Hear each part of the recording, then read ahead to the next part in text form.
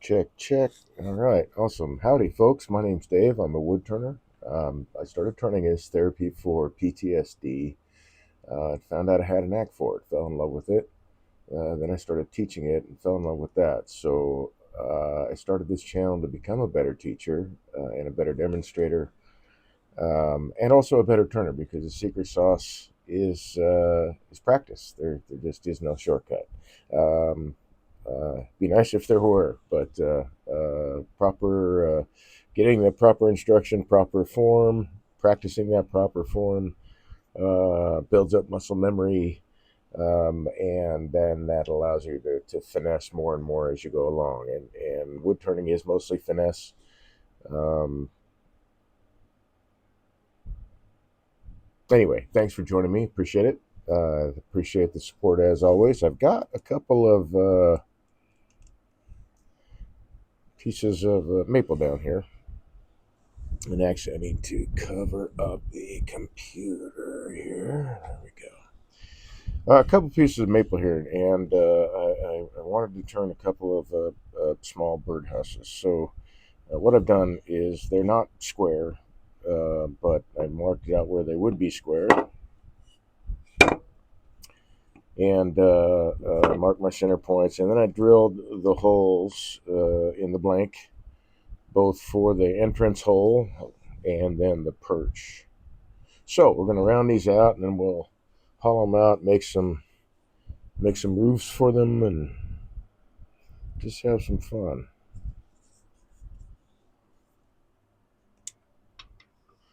So, so normally when I do these, I do I like to pre-drill the holes.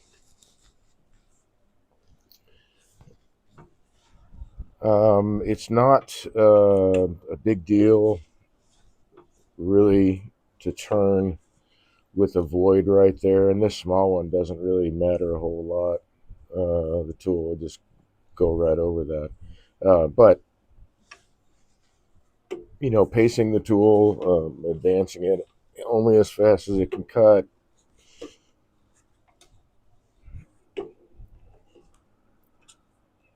really helps out here. And honestly, that small of a hole is not a big deal. So normally I would go after these with a skew probably, but I've got some checks and cracks in this stuff that I just don't want to go doing peeling cuts with the skew, so I'm going to do it with a bowl gouge. And I might make finishing cuts with the skew, perhaps. We'll see.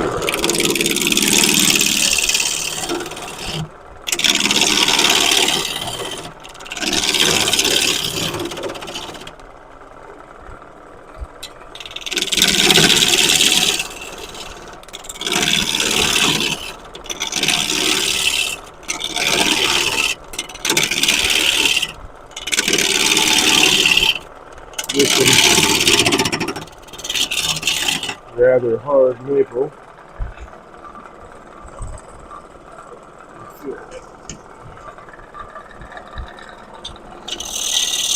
Tail stock wasn't tightening down enough.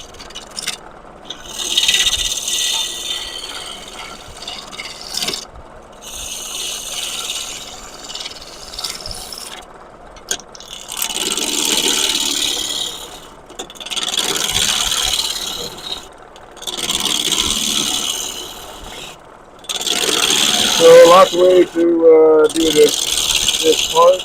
Use a rough and gouge,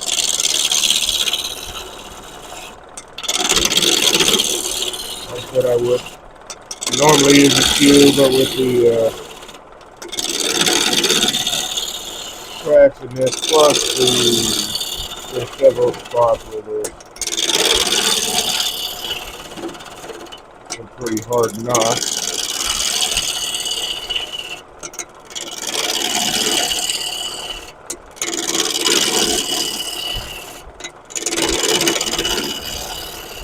I think some larger pieces would come off, and I would like to see come off. So we'll just err on the side of safety. Work with the bull gouge to get the mass of it knocked down.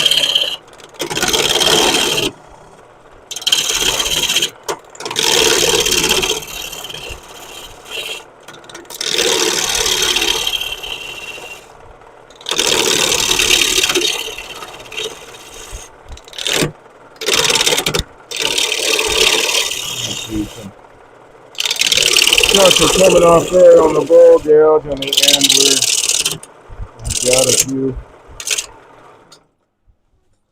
a few cracks, but we should be able to clean this up pretty nice. These are going to be, outdoor decorative houses. They'll have several layers of marine varnish on them.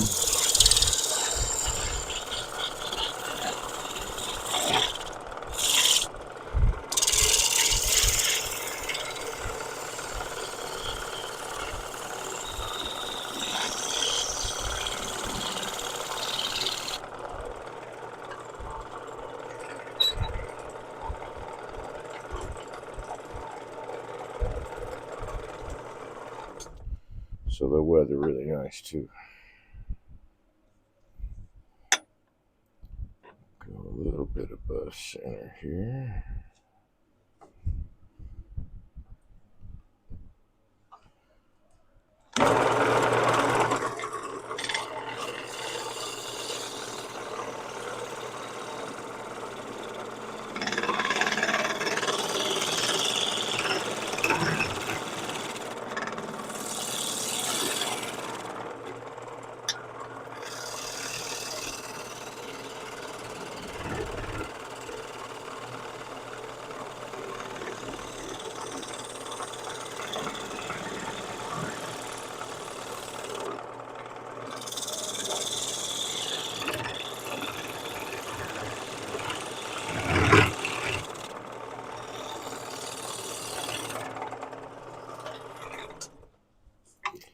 So you can see these cracks and splits here. This is still making nice, like I say, a nice little decorative birdhouse. Not a lot of character to it, so what do you do?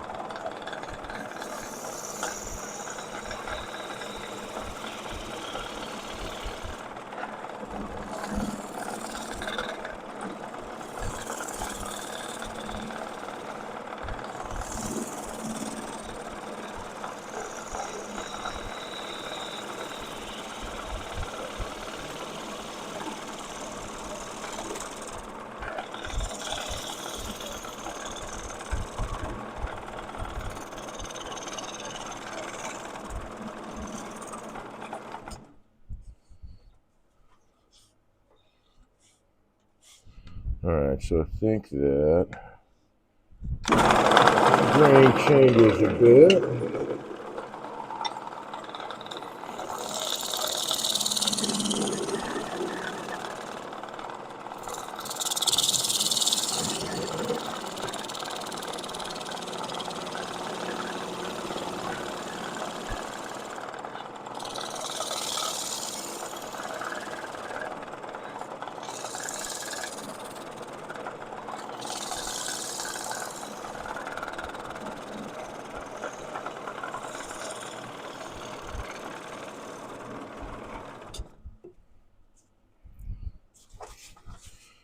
So there's my holes drilled. I don't have to worry about that. Just need to hollow these out now.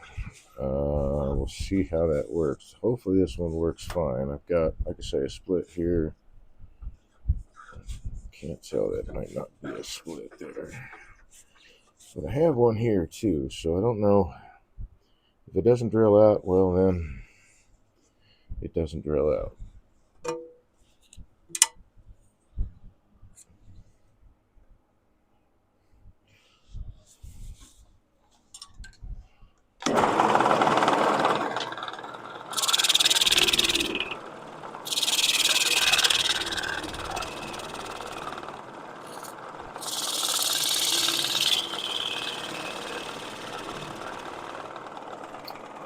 I suppose, let's see, that might be, that's interesting. It shouldn't be there. Oh, you are seeing that right there. Okay.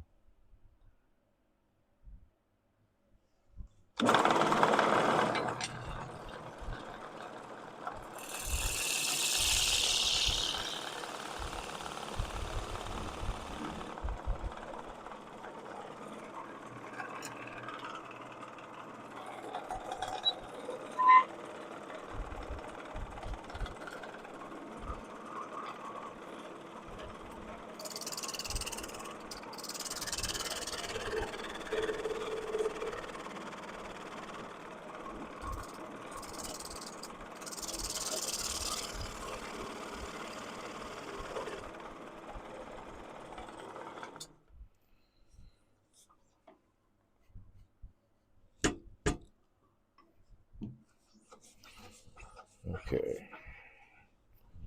Let's see, I've got this dude over here. So still a little thick, but we'll get to that in a second. Now I want to find my center mark here.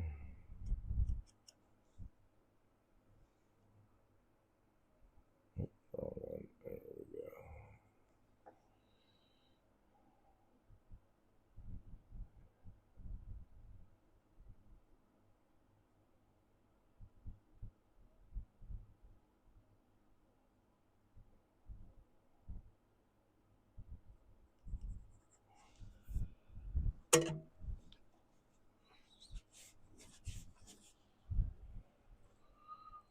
Okay.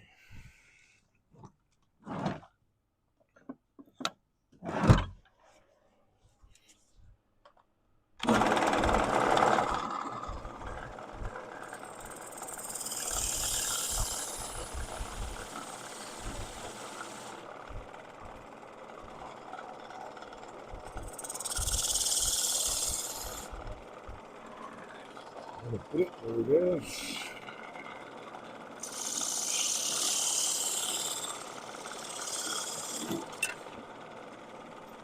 I caught one of those little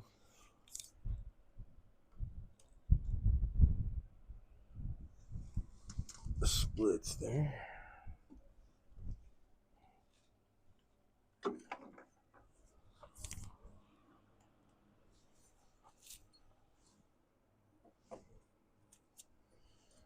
Let's measure this, see if we make sure it hasn't changed.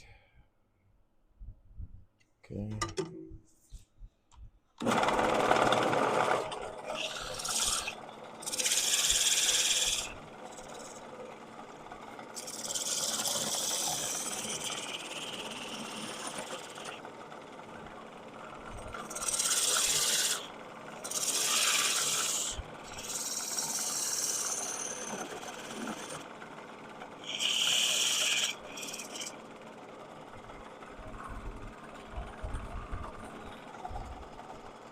Yeah.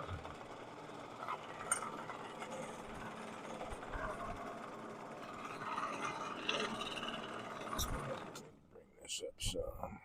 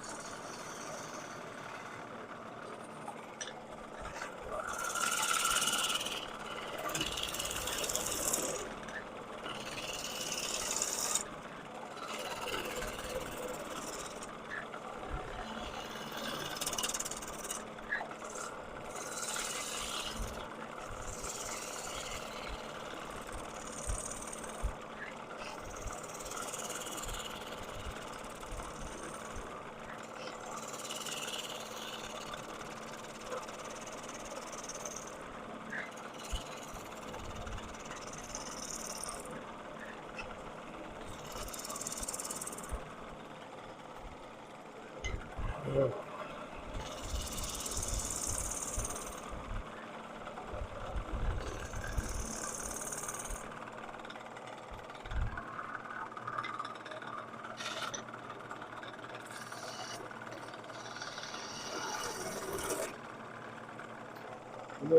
wonder if I can get away with doing this.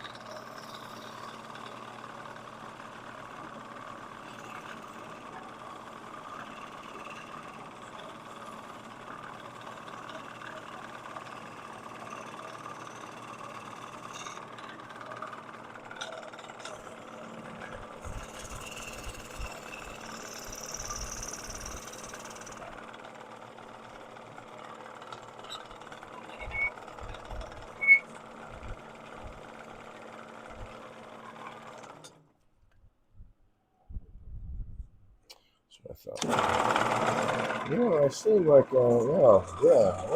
It's turning awfully slow.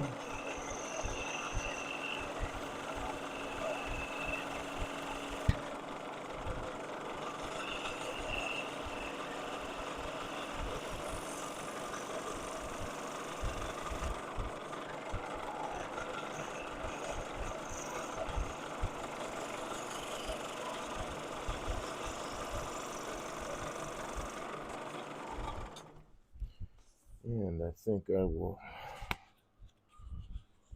hone my skew a little bit here.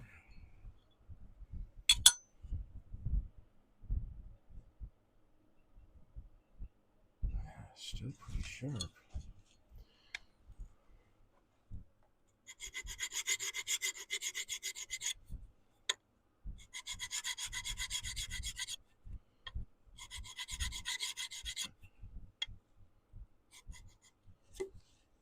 So welcome. Hitting a spot here in October. We're going to have some 80-degree weather up here in Traverse City. That's just really wild.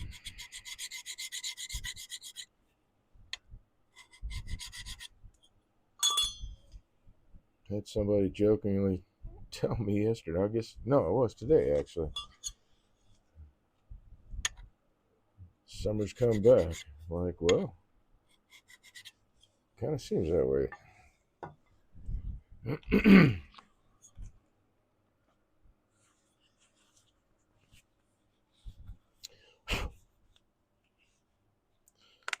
There we go.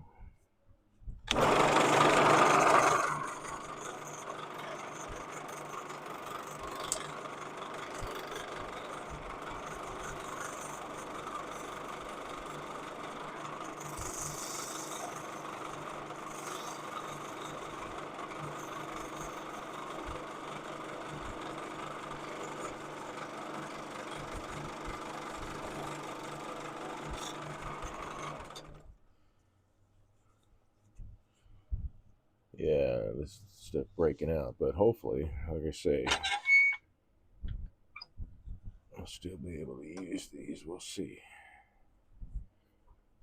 Just happen to have this stock. This was part of a maple burrow, but it wasn't. It was on the outsides of it, not really burrow wood per se.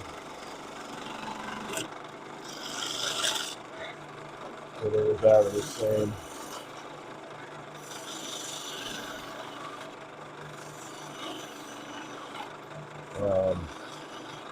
tree, just a little different spot.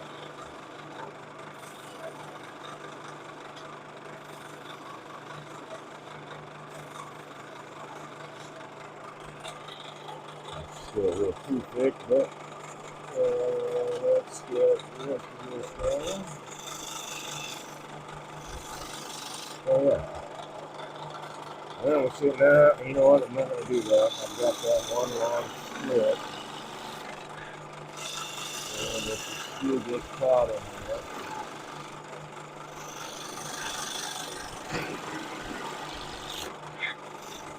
you just pop it right open. It was really hard nickel.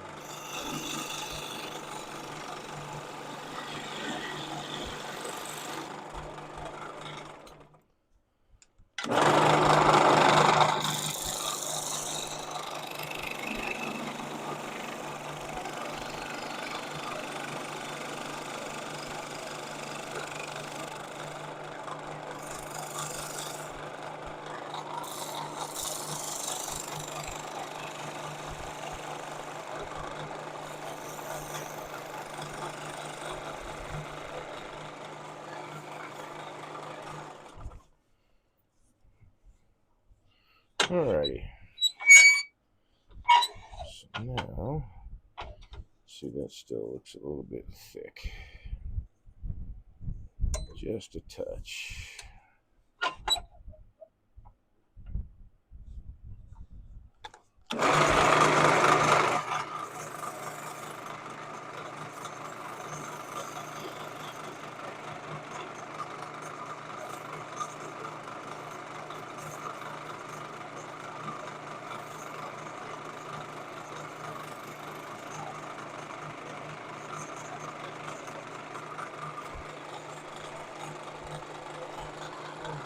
Cutting tool.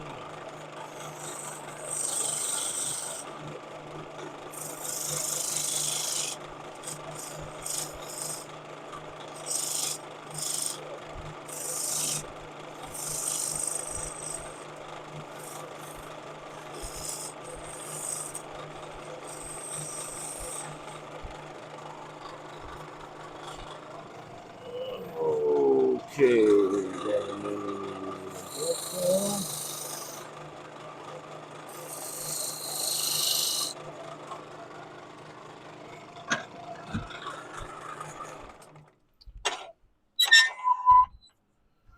And then I'm going to want to sand these guys. So I'm going to throw on the mask. Grab some abrasive here.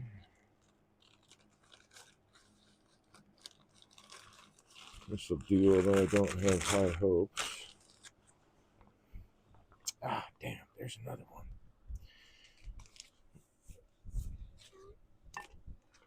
So I've been using up,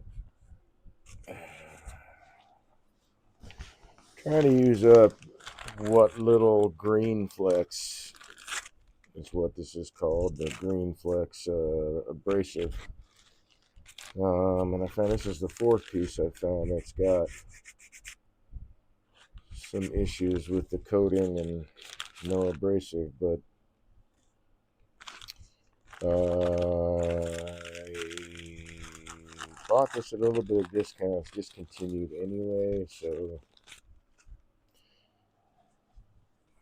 But when I started using the green flex, and then I tried a couple of other different ones from Vince's Wood and Wonders. And right now, my favorite is the blue flex. I think the abrasive lasts a little bit longer. It doesn't break down as fast as the green does, which is why I stopped using the green. That's my personal experience with it anyway. So now I use the blue flex, but again, it's discontinued at least through Vince's Wood and Wonders. But I do recommend the blue flex. That's some nice stuff.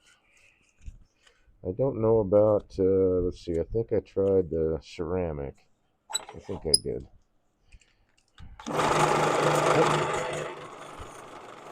Slow that down.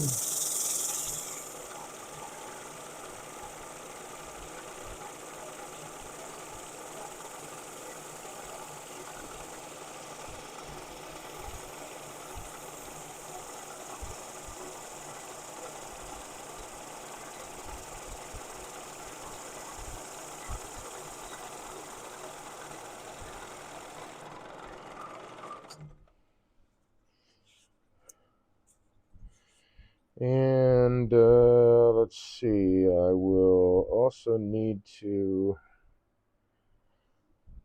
Let me think about that. No, I don't really need to do anything else. This should be enough. I can hollow them out now and see if this one survives. See if either one of them survives. Because I'm drilling through end grain. Don't have to go. I guess it's a relative term to say. I don't have to go as deep or very deep, but I think it's just relative to the piece. So you can see that kind of that crack there. The giant, and it's kind of just all over the place on both of these pieces, again because they were attached to the outskirts of burl wood. So the grain is fairly straight, but there's just well, let's say there's still a knot in that one. There was a knot in it that took out. This has got a pretty large one right there. And I think that's the only one on this guy. Oh no, there's some punky wood right here, but this looks like it was a branchlet that kind of came out on this side, and all of this is going to be gone anyway when I round it out. It'll just be this part here. So when you are working with your material, you have to. So you have to. It's a really good idea, in my opinion, to assess the piece as you go. Sometimes features don't appear until you get into a certain depth of the wood, and maybe that's a feature you want to keep or a feature you want to remove from the canvas, so to speak.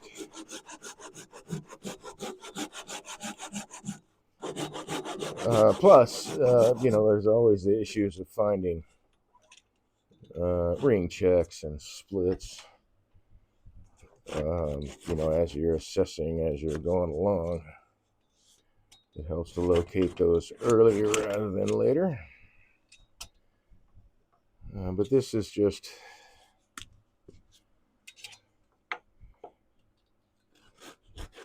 I didn't know if this wood would be worth turning, but it's at least worth a try turning into little birdhouses.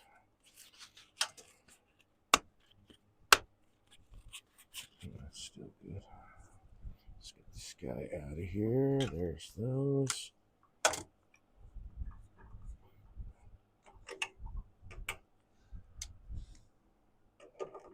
Oh, wait, before I even do that, those are set, so I can, since I'm between centers now, why don't I do this?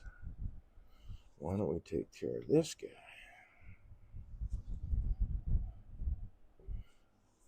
Then when I take the drive center out, I can be done with it.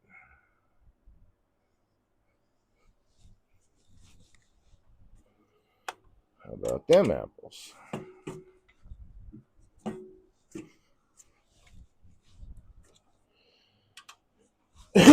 So gonna have some vibration because it's not a square piece. Definitely will be out of balance. At least till I get this turned away. How do I want to, you know what? I'm going to turn this guy around. So I got this leading edge here that's kind of angled up this way. And that coming down on the tool, it'll want to take a larger bite than if I turn it this way. Because the way the grain is running, if it's trying to come in through there, it's going to want to take a little bit bigger bite.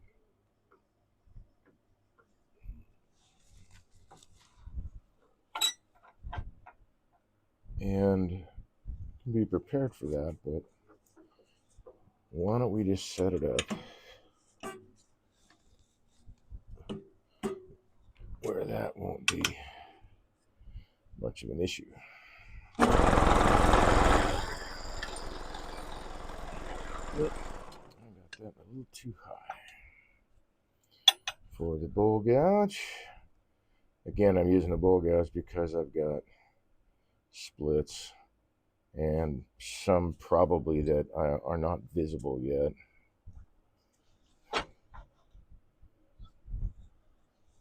I'm not sure if that is one or not.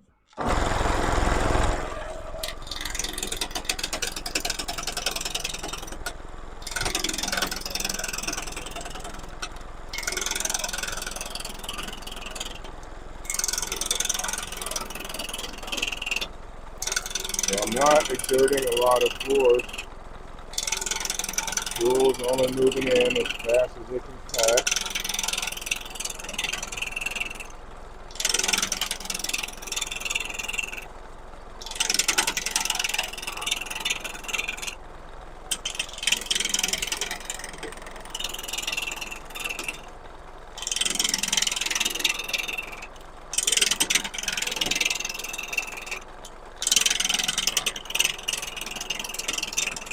So my tool isn't really jumping around all over the place on the tool rest.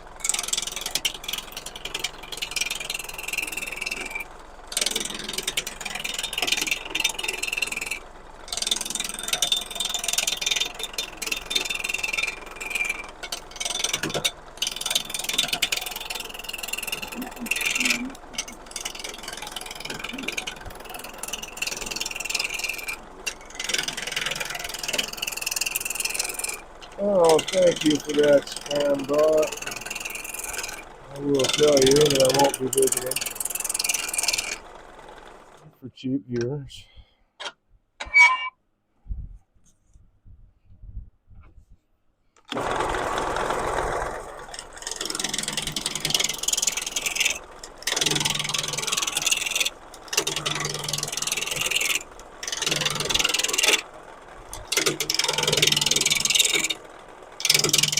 Now that I think about that, how does that even work? I mean, say somebody wants to pay to have viewers come to their channel. I mean, how does that even, how do you coordinate that? How does that even, like, or do you just sell, I guess? Yeah, I don't know how that works, but yeah, I hope we can that the page. Thanks for the offer.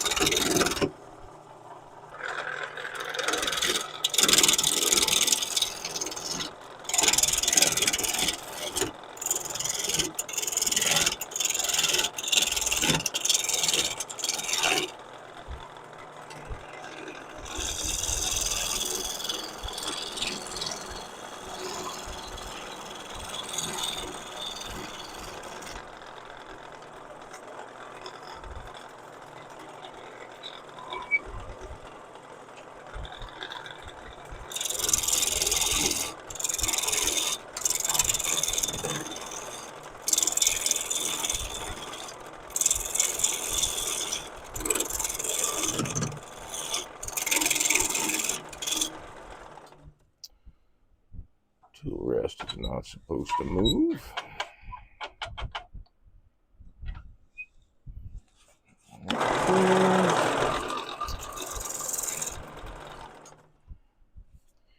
Yeah, now I'm feeling like it's not that low, but I'll take it up a little bit.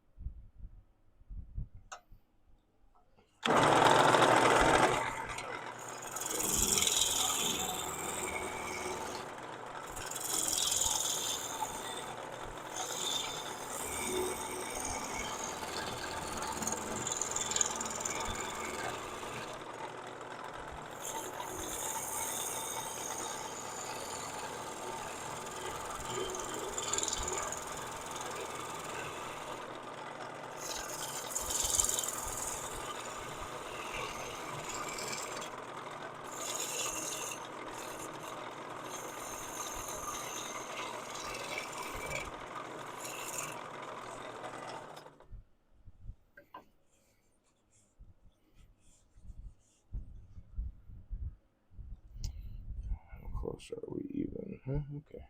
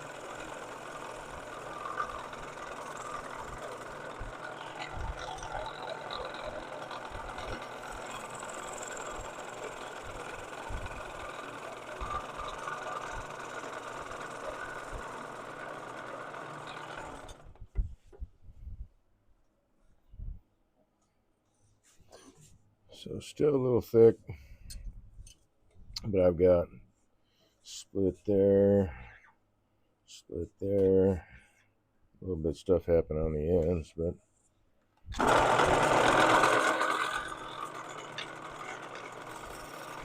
again, we'll see how these handle being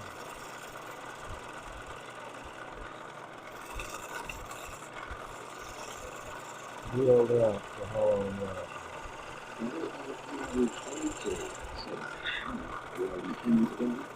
Howdy, how's it going?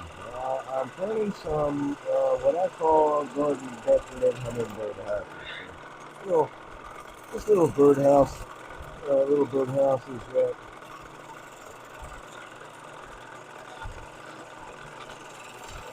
will have eventually about 5 coats of outdoor marine varnish on it.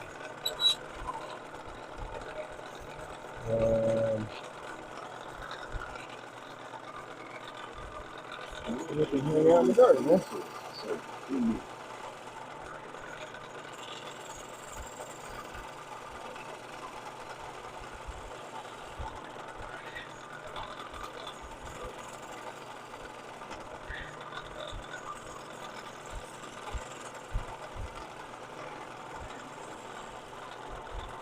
Yes, you could just say they're colloquially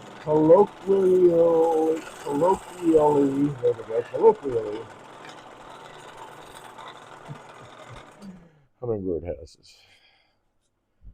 Okay, so I think I'm really close there. Yep, I can take off a little bit more, but screw this in.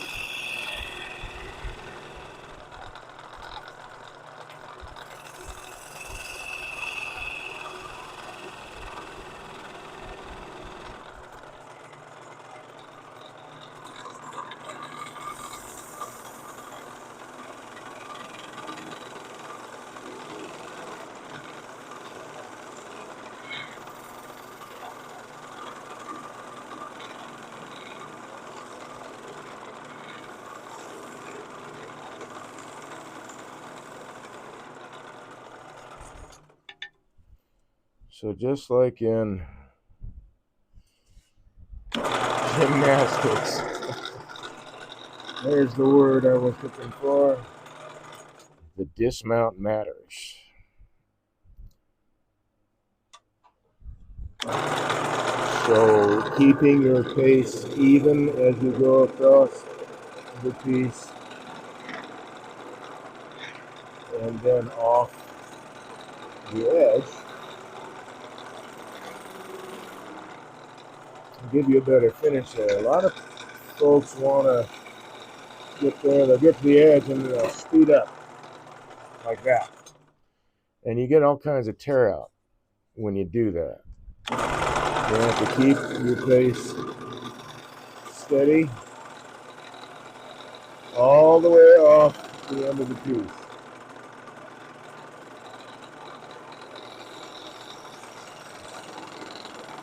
No need to speed up at the end. Nice, smooth across. You see how I cleaned most of that up. There's still a little bit of tear out there, but that's going to be, well, I think I'm going to be, I might wind up taking it off. Let's see. Yep, I might. If not, the lid will cover most of that.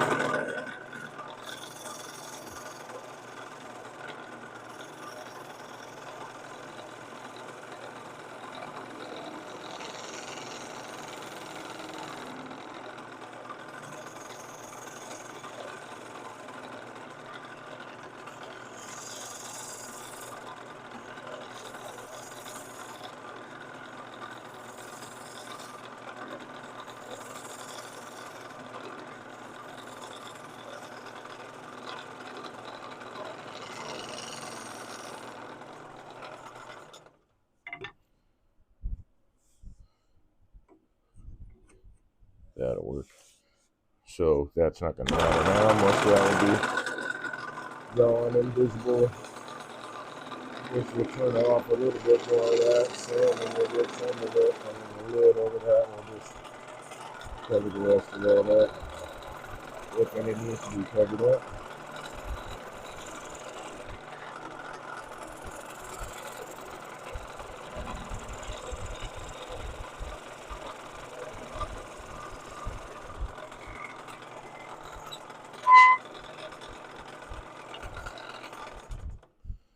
I think I want my skew to cool down a little bit.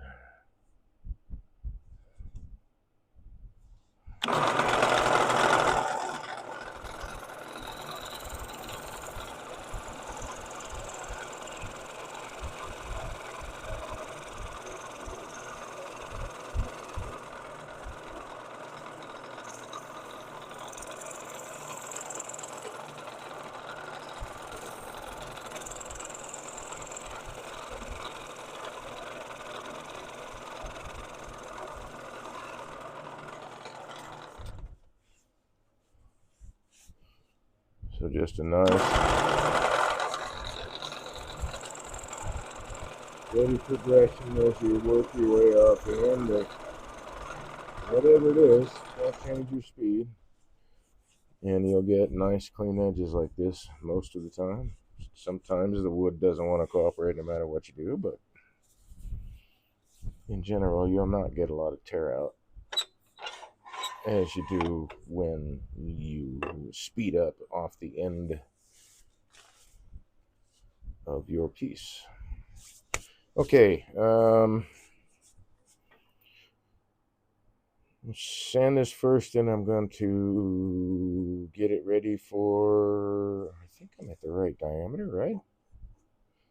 Yeah.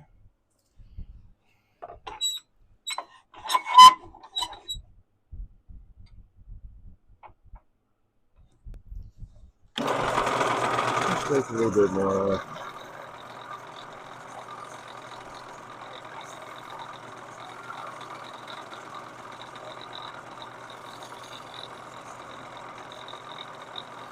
So here, while I'm using the skew, the weight of this hand is resting on my thumb. I got my fingers kind of curled around there, but I'm not rubbing the wood. It's mostly just skating by, so I'm not building up any friction on my fingertip. just kind of, a resting shape for my hand, but all the weight of it is on my thumb, keeping the tool down on the tool rest.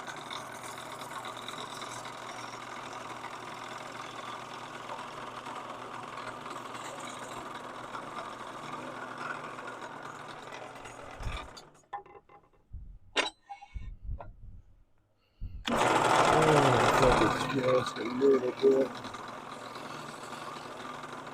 thick in here.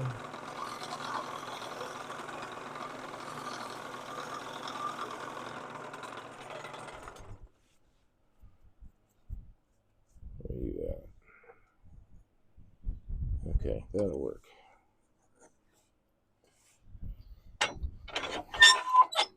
Alright, so a little bit of abrasive material on this dude. Okay.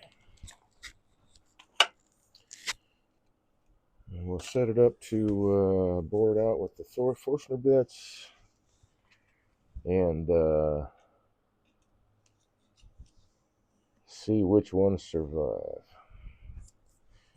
You know what? I can do that in a second. Let's just go ahead and sand.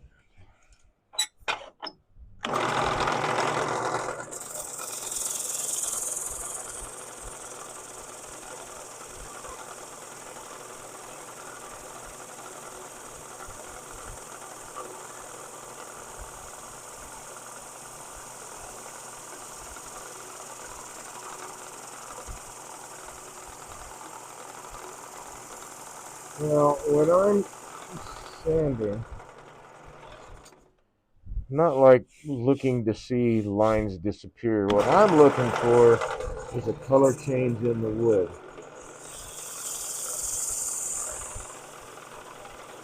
And this surface has already been sanded, so that color change is going to be really subtle compared to the first time I hit it.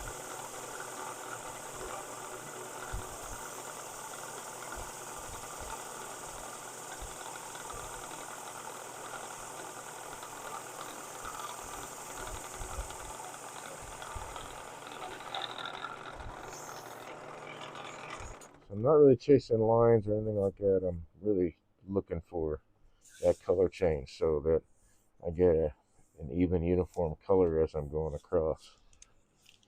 And that seems to help me a lot, actually. So I thought I'd share that with you. Alright, let's find our center point on this dude.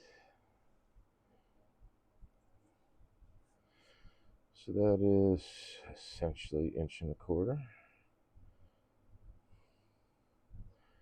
2.5, 2.5. That would be the center point.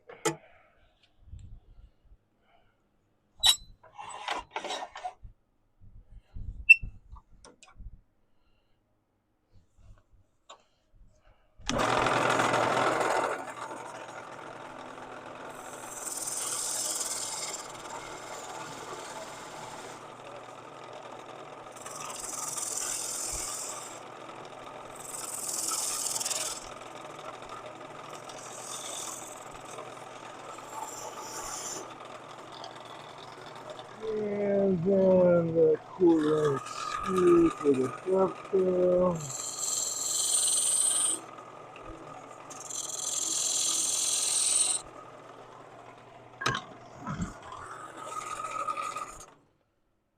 There we are. So I won't need this big guy anymore.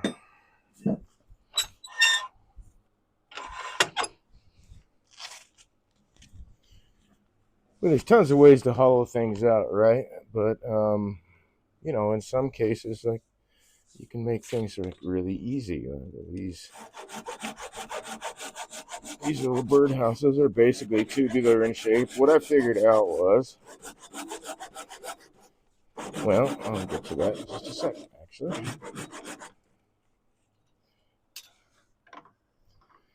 We'll talk about that bit in just a second.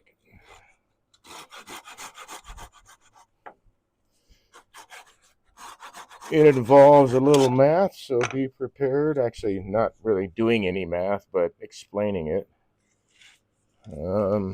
So be prepared, I guess. Dropped one back here. There we go.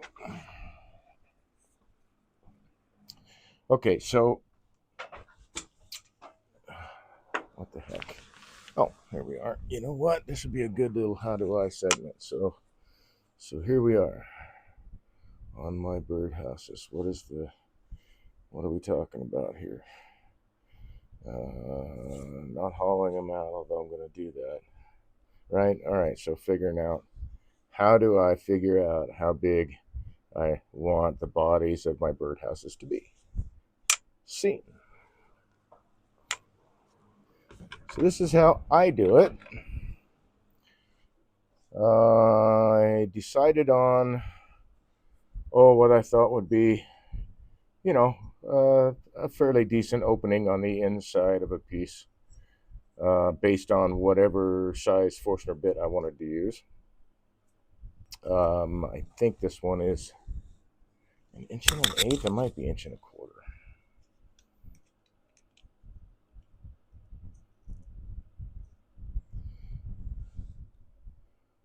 Inch and a half. Way off. All right, so inch and a half.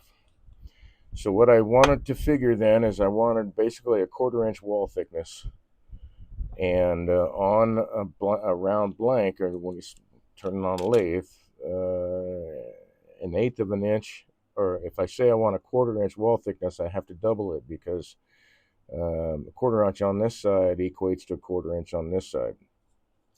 So basically about half an inch. I took a little bit less than that.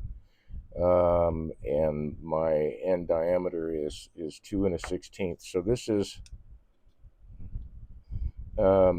basically an inch and a half, and I'll have basically 1/4 inch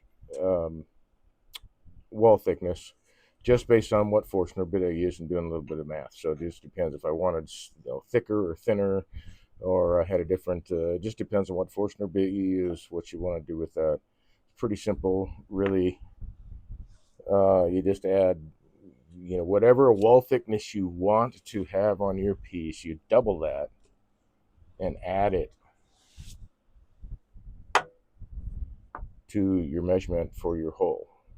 So if your hole is inch and a half and you want 1/4 inch wall thickness, the 1/4 inch wall thickness, you double that, it makes it half an inch.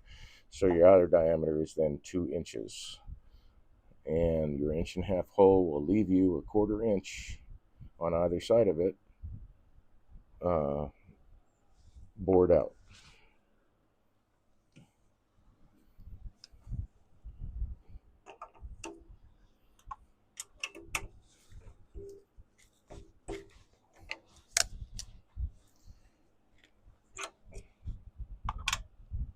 And really, it's just more or less for this kind of style of birdhouse, to more of a tubular shape. And what I'm going to do is I'm going to hollow these out, and then I'll flip them around, and I'll turn the bottom. And I don't want to turn the bottom yet, because then I won't be able to hold on to these guys to drill them out with a Forstner bit. And unlike other birdhouses, there is an actual science to it. Birds, nesting birds, or birds that nest in boxes, each different type or species wants a different hole diameter that they will say is right for them. You can see sometimes woodpeckers have taken over a house not meant for them, and they'll open that hole up to the size that they want. You can make your birdhouses, and I think it was the Audubon Society is where I got the information. But there's resources online that tell you basically what, if you're making a birdhouse, how big the diameter has to be on the inside, how deep it needs to be from the hole, things of that nature. So a lot of really, really good information. And on the larger birdhouses that were meant for birds that I've made in the past, they weathered really well, and they did actually get used, which I thought was really groovy, because that was the whole idea. Okay.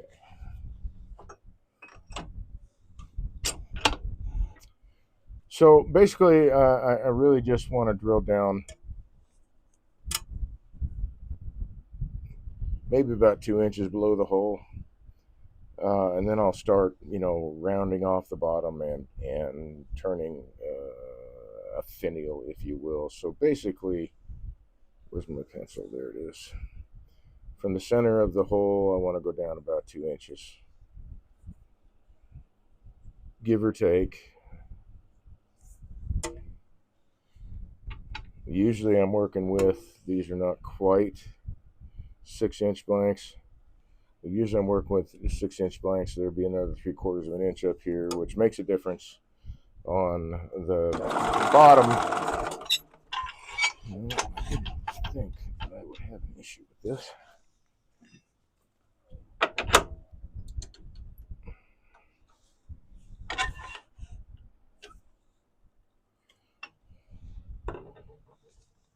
But this needs to be running true.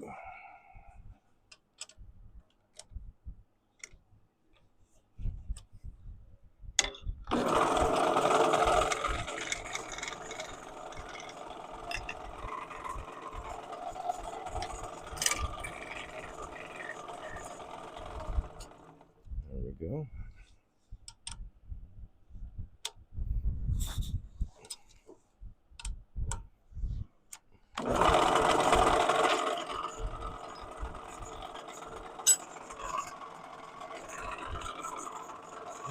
So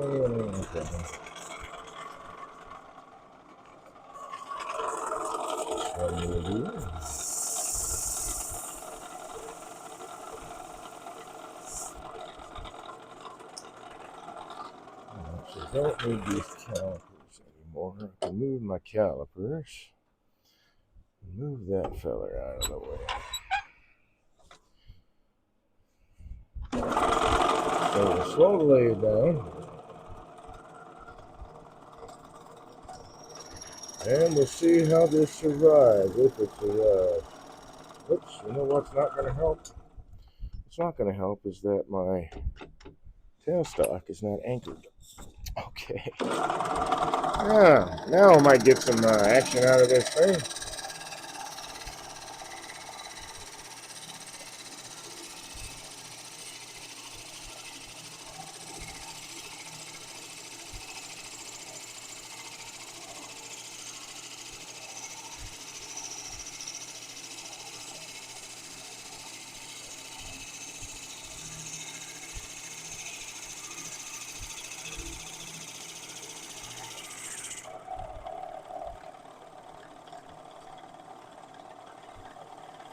So the main reason that I usually leave myself about 1/4 of an inch, it's usually a thin 1/4 of an inch, usually closer to 3/16, but the reason that I leave myself that much is because if there's any outside details that I want to turn, the wall will be thick enough that I can turn it on the outside and have decent detail showing up. It's not like it has to be a super light cut and, very, very fine detail. I can actually put beads on the outside of this. This is, that's about 3/16 actually. But that's plenty enough to get me the depth I need to get really good crisp detail.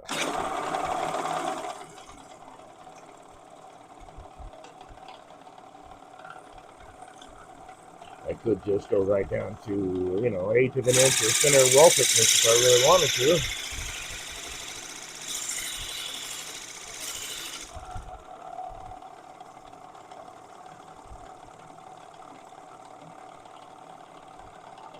But I like having those options.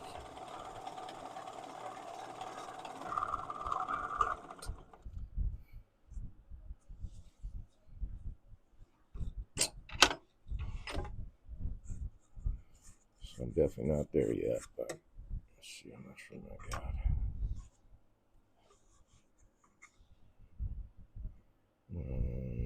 2 and 5. 2 and 5, so basically an inch to go.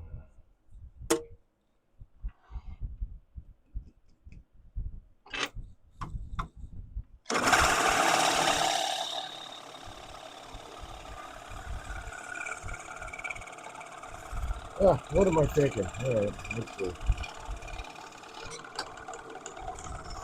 Got about an inch to go, and let's start there.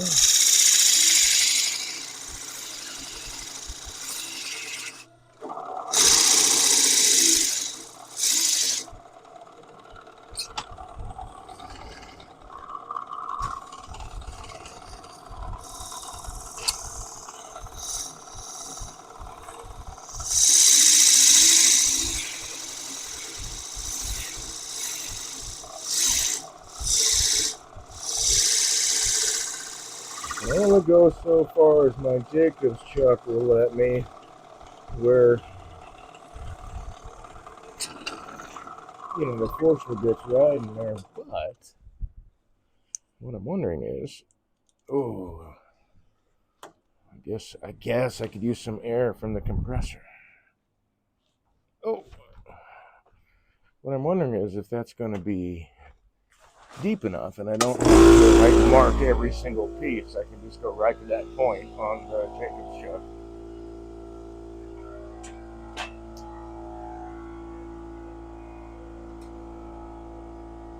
I'll get the same depth every time. I'm going to be pulling 2 and 7. So I'm really close to it already.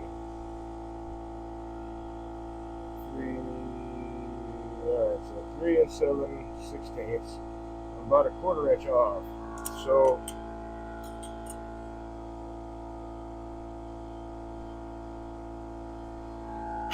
I could adjust that by moving this out a little bit, but I think I'm just going to go with that depth on all of these little houses.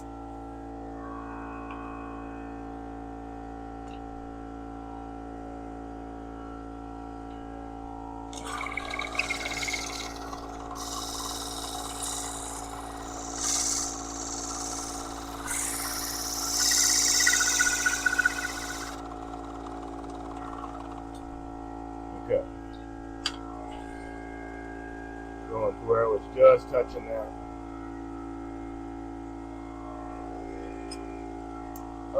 Shoulder there with the Jacobs chuck teeth. That gives me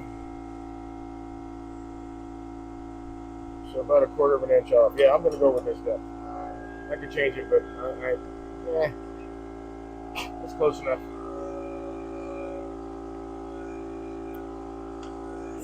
It may or may not. I don't know. It may not come as a surprise. It may come as a surprise. But in doing the research, not that I'm trying to sell anybody short or whatever, but hummingbirds don't usually nest in cavities. They don't usually nest in houses, so I don't. People ask me, hey, how do I set it up to attract hummingbirds? Well, it's a garden decorative birdhouse. It's just a piece of art you can hang in your garden. It's not really meant to. Although I know there are people that sell them as such, and I'm not trying to kill anybody's income stream. But hummingbirds don't nest in houses.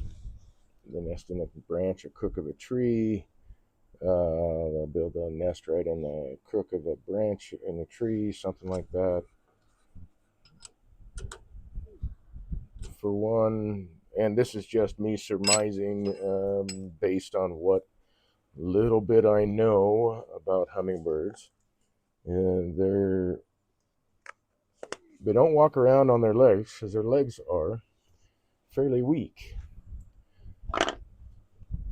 So they don't. What am I doing here? Oh yeah, I need to put this back in. They don't build their nest where they have to climb out of them. It's enough to keep the chicks in.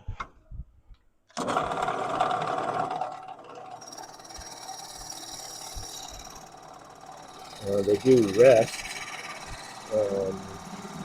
but they don't walk around on their legs. Really, they're just not strong enough for that. Hellacious flyers, though.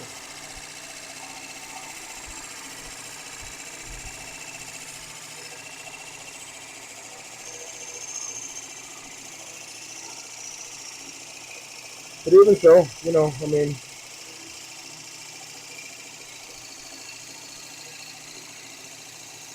they are decorative. They are pretty. They are art. I think they're wonderful to be able to put outside. They'll have put it in a fairy garden. They'll have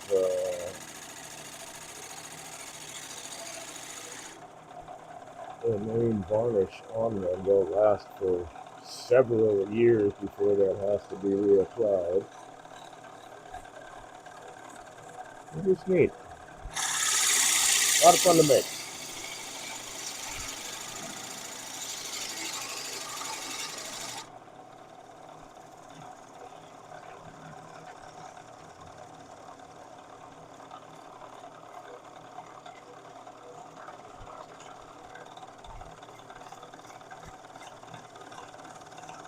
There's a lot of stuff about different birds, different insects. Being a beekeeper, learn a lot about other pollinators, a lot about bees.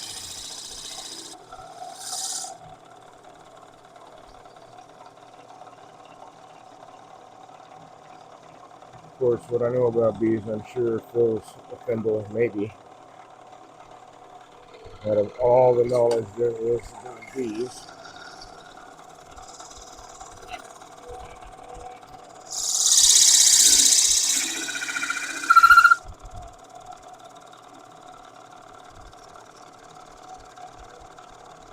So this kind of makes the production a little bit quicker. I just drilled to the same depth based on my Jacob's truck, which works out just fine.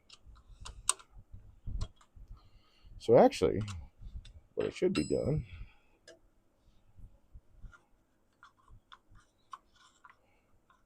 is marking that 3 and 7.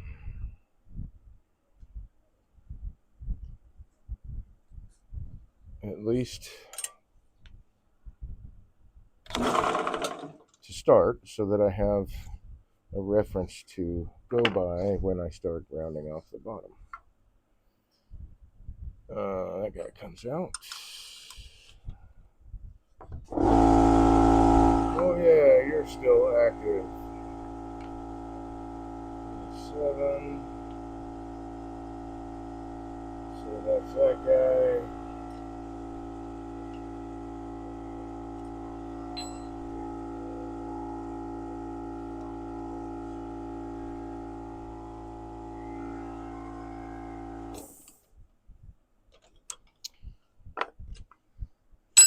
And quite honestly, I can turn off the compressor now.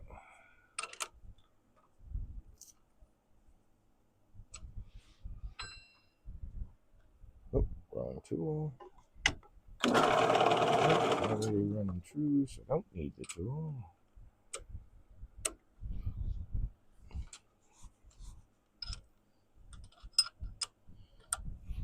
So I'm going to shut off the compressor real quick. And these are neat little projects to do too, because I don't want to say it's scraps. I mean, sometimes there's pieces that don't quite come out the way I want them to, or I do have like offcuts of wood, or leftovers, so to speak, of things that I've turned And so I like to reuse those things, and make these little birdhouses is one way to do that. So I know that's going to be the new inside bottom.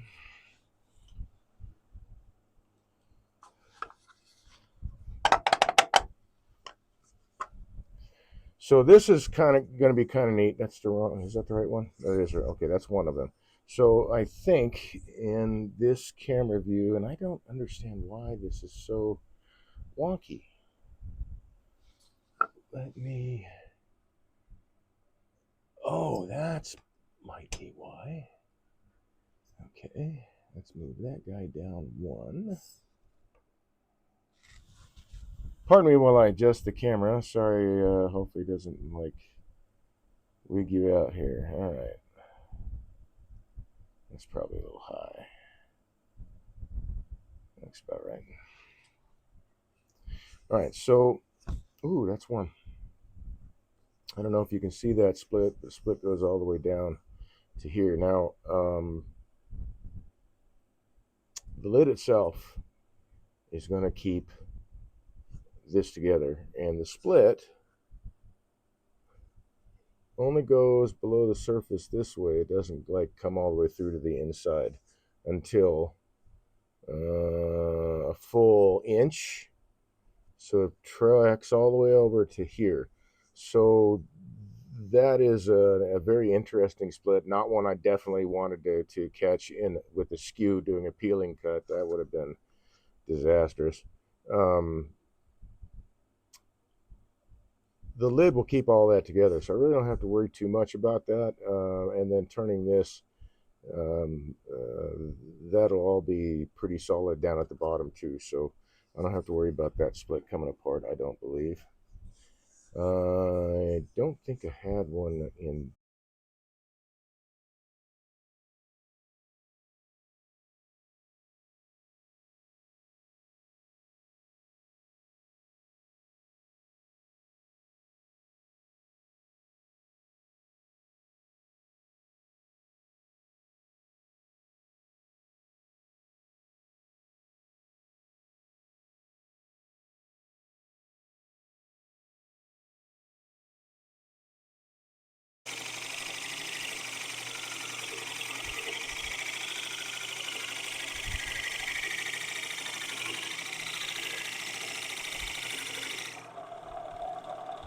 But, I get the wall thickness I want based on, how much I added to the inside diameter. And I can make several of these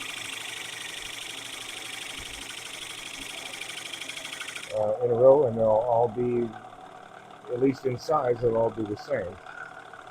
The outside might be a little bit different in shape and form, but they'll all be the same size.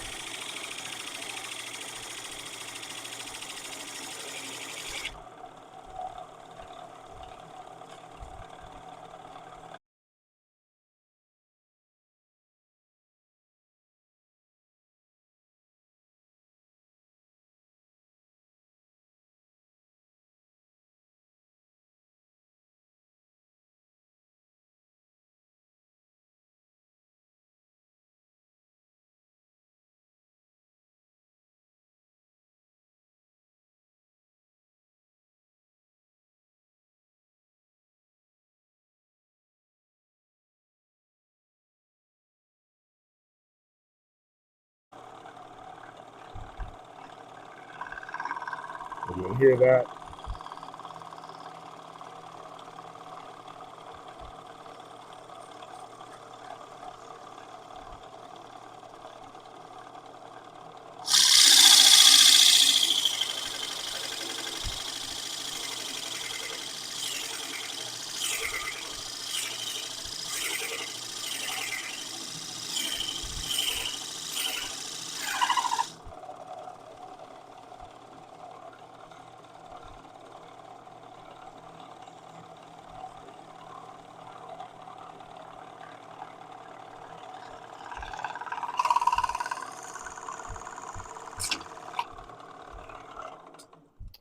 All right, let's see. Yep, sure enough, there's a split. It goes all the way down, but the lid will keep this bit in place.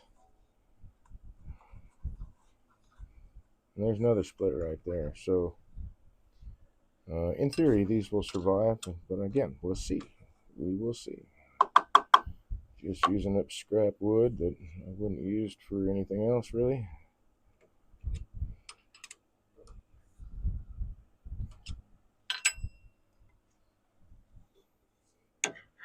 Running through. A lot of it's got some interesting character to it.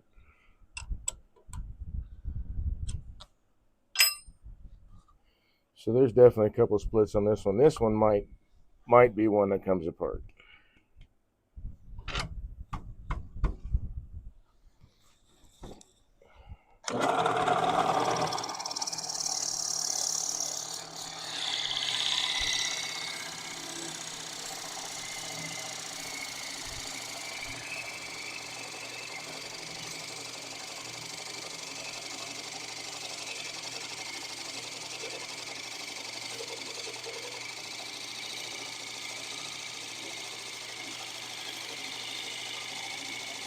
It's a pasta machine.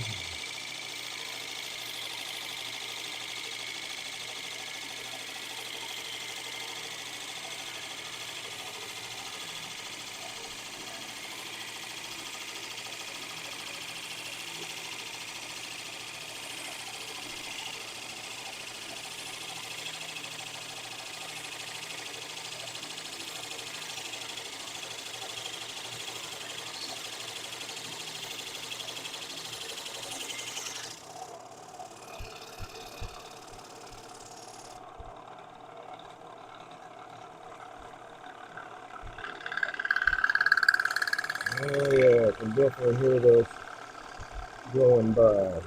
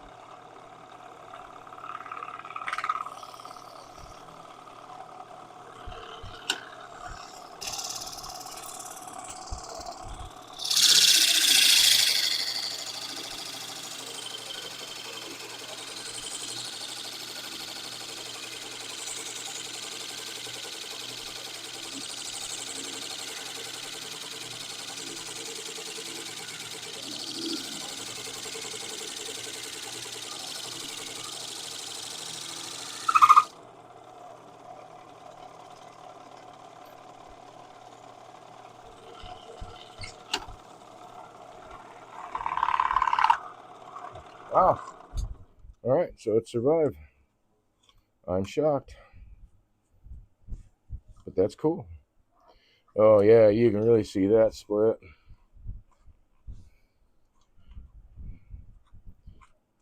But the lid will hold that in place too. Okay.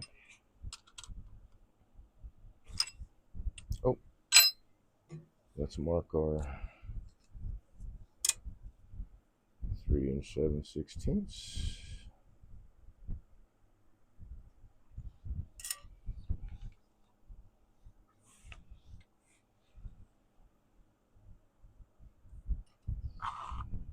That's our depth.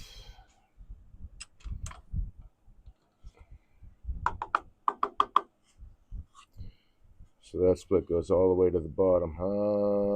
Yeah, I don't know if this one's gonna make it, but we're gonna turn them all. Let's see, this one got marked. So they're all marked. Okay. Let's make sure that that is the correct mark, though. Yes, it is.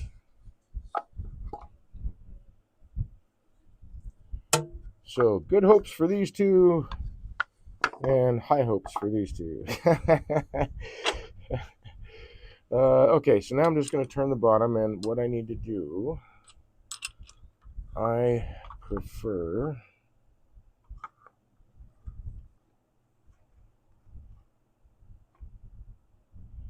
a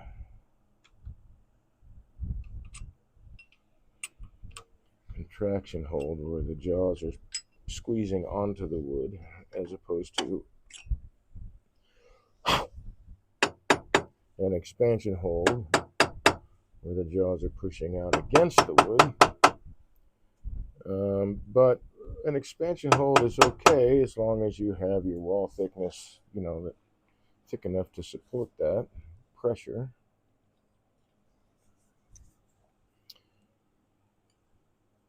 But especially with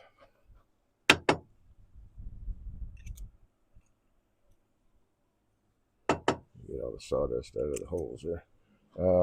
Especially with split wood. Wood that's got those kinds of issues. I don't want to doing everything I can to make sure that I'm not breaking it apart. All right, let's get this off here. There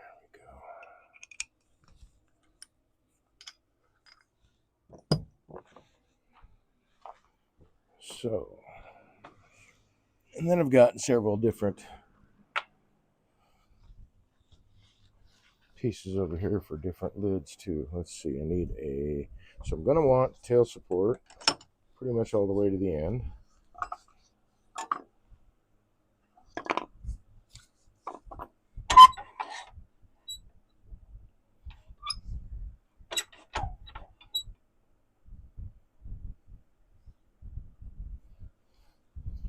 And before I even do that, let's make sure we're running true.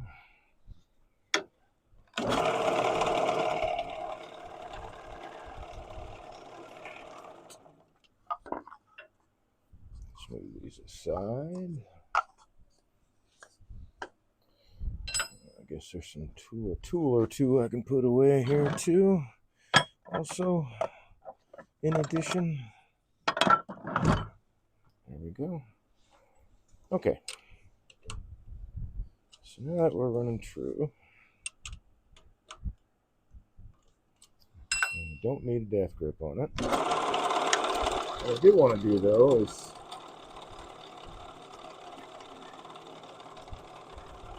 put a little dimple in it so my live center will go right to that center.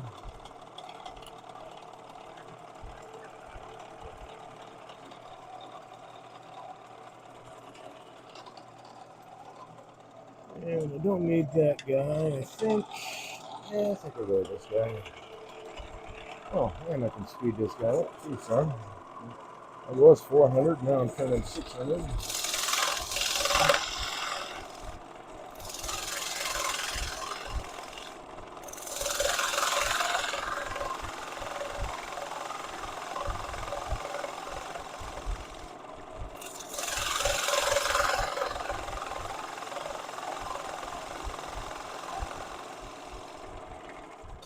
See how that looks, because it sounds like I'm going right. Yep, I am right over that split. Not that guy. This guy.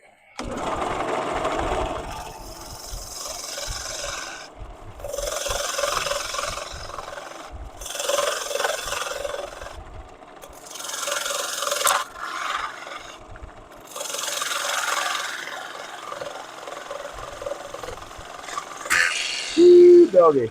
So that one didn't make it. But I might be able to glue that together on the bottom here. So we'll save those.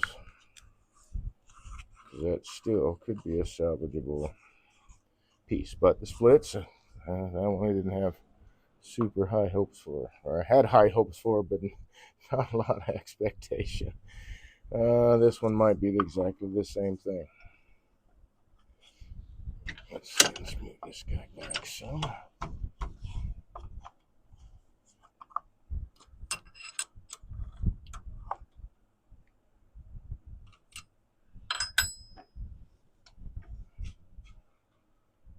Where'd you go? There you are. Hey, we're running through already.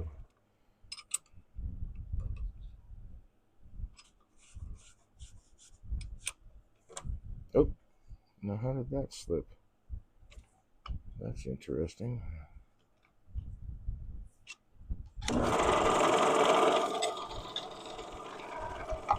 Huh.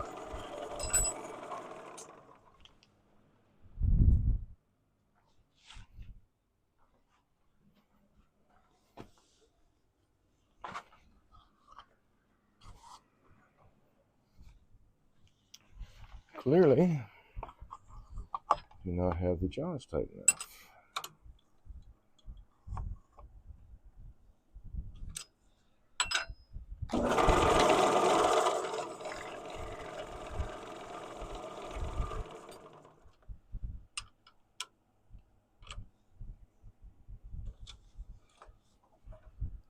So I don't have to crank on this thing because I've got a 1/4 inch wall thickness compressing it. But I don't want to put so much force on it that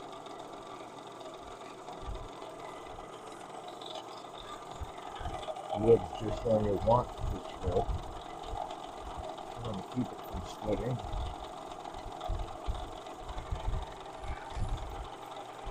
As much as I can.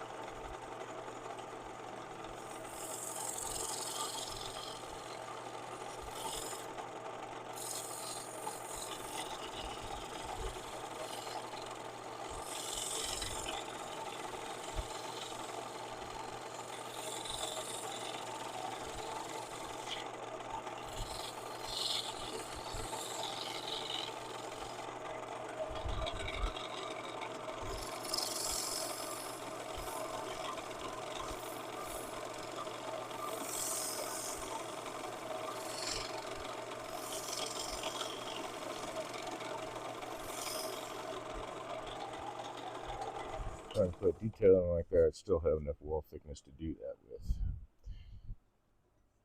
But I think I will switch to this guy.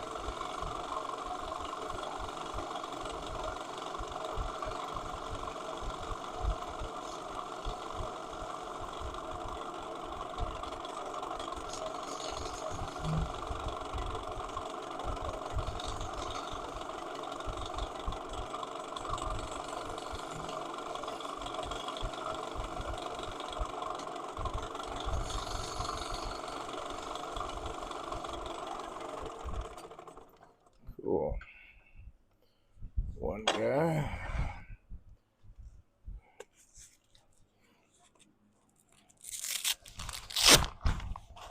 And then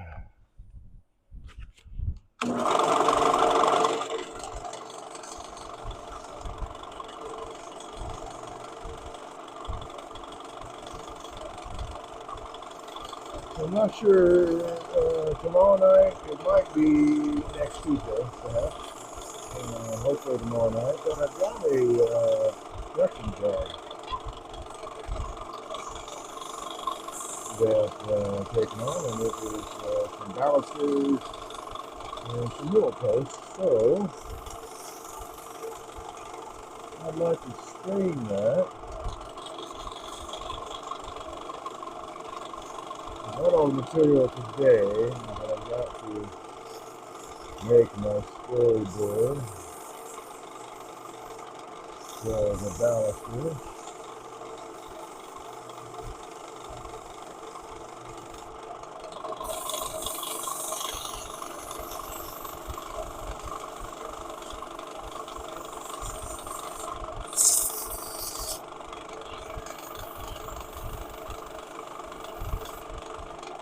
Then I can rock and roll on those, and I suppose I also need to make storyboards for the mill post. Those I might just make pencil templates as opposed to what I normally do. Alright, so all of this will be held together by the lid. And then, so yeah, I expect this one to survive a while, at least. So that's one down, or two down. One just wasn't gonna make it, although it might if I can glue it together.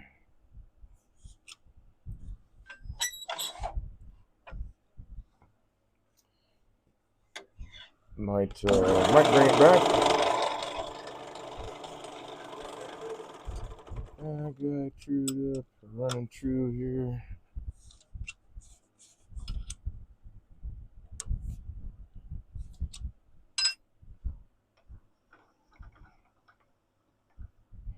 I think I can bring this guy out this far.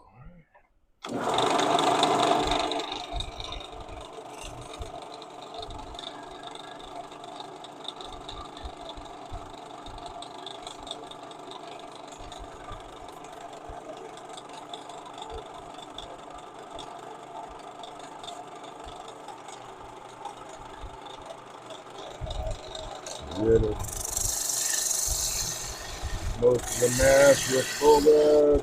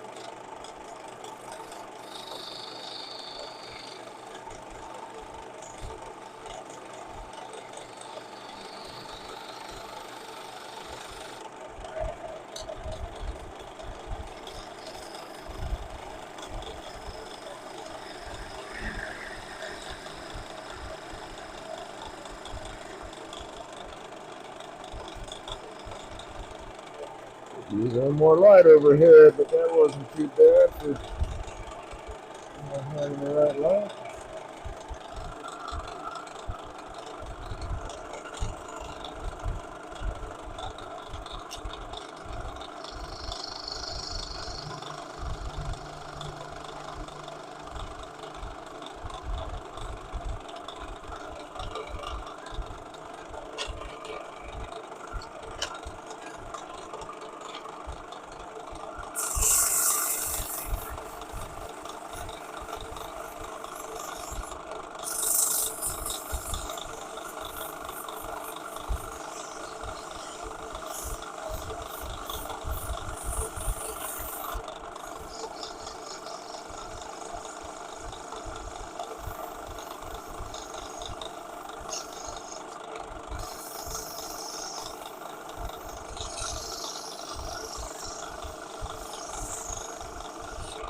I'm in the habit of trying to milk a little bit more out of this green flex than it really can give. So I'll just get rid of that one and pull out a fresh piece.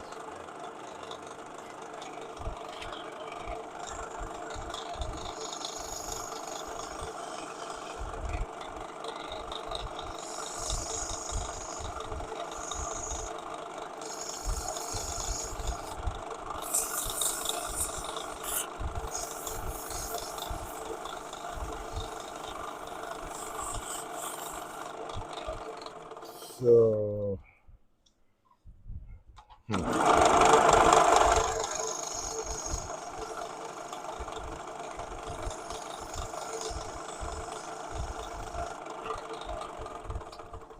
think that's probably enough detail, just that alone.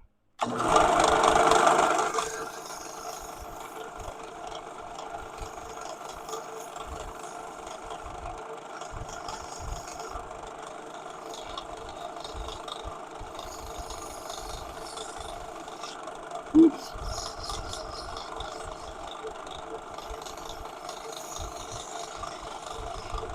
I think I'll probably turn some, well, I just call them fairy houses, I guess. I think I'll turn some of those too. Okay.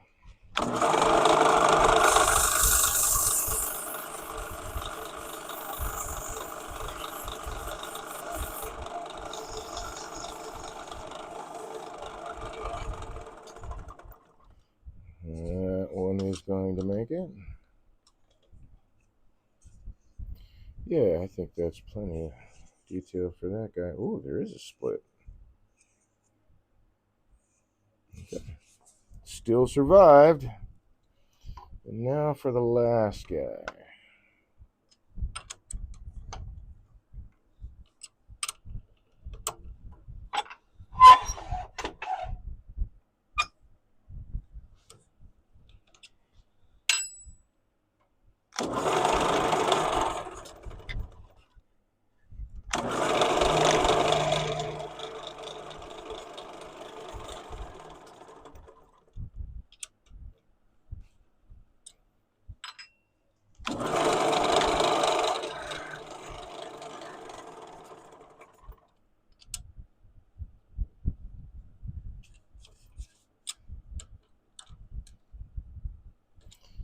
So I think there's a split in this guy too. Yep, right there.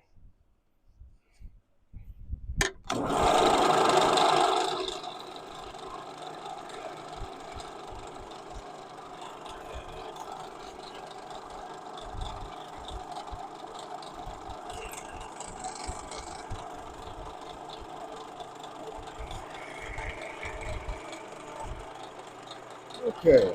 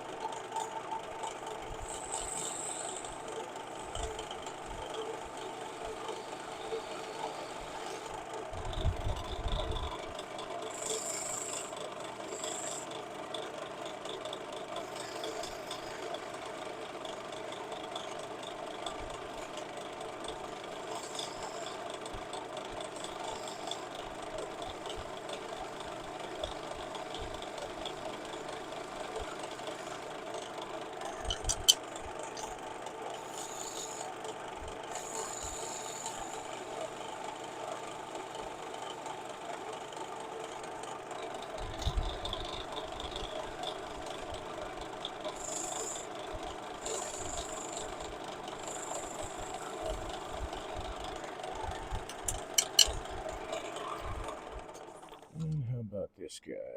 Let's see. I think I will put my beads on this one.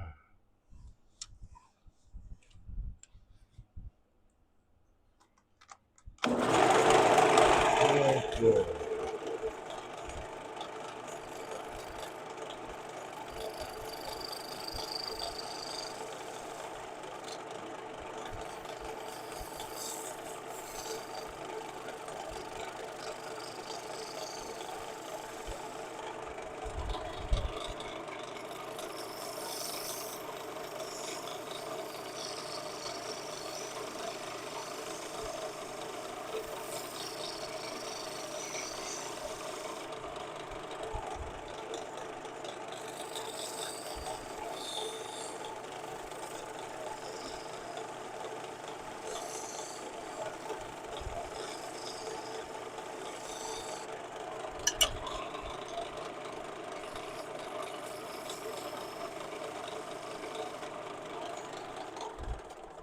And that perch will be right in the middle of that bead. It'll look kind of cool. Oh, gotta finish.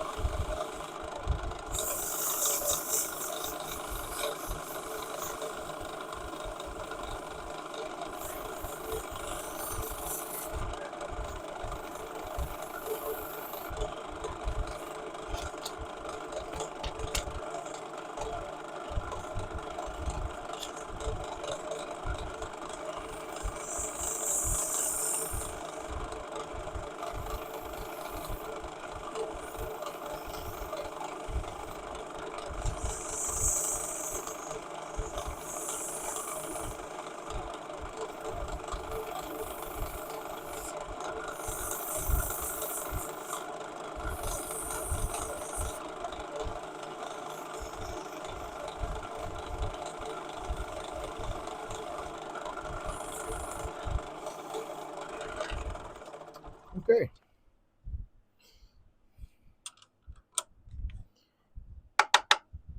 Now let's make some lids for them. Birdhouse roof. Any, meeny, miny, mo. Can I? I don't know. I gotta glue that guy, right?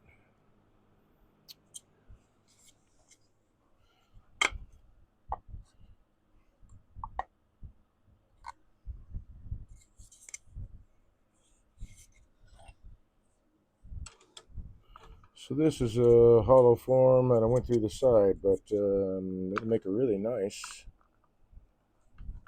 birdhouse roof.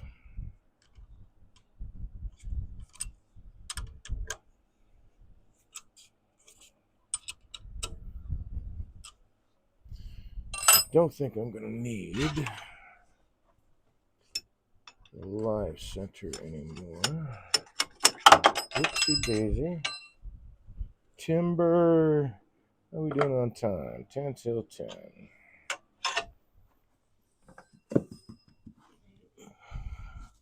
Okay. Whoops.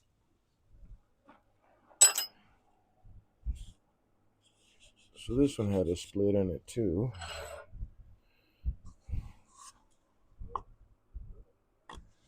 So let's do this.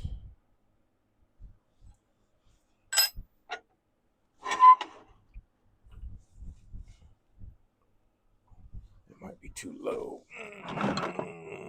Where are you? There you are.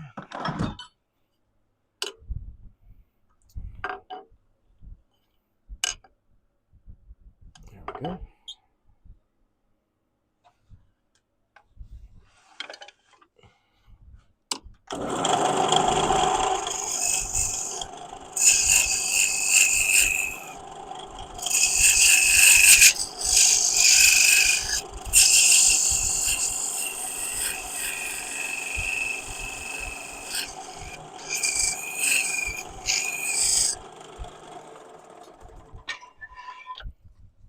Whoop! Gotta be careful with those. They might go flying out of your hands and onto a concrete floor. Fortunately, in this case, there's some shavings where this landed.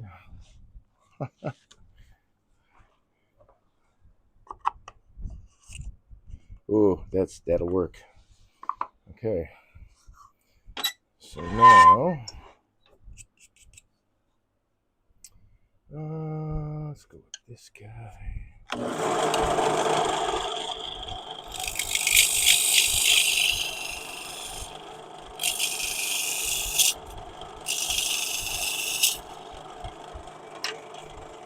Yes, Dave, you're gonna have troubles because your pull rest is too high.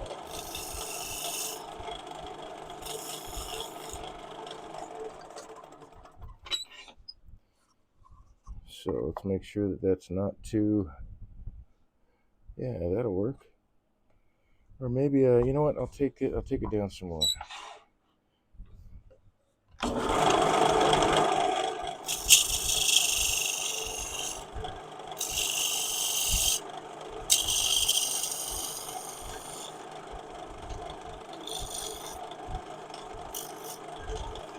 And that'll get me a little bit more wall thickness there.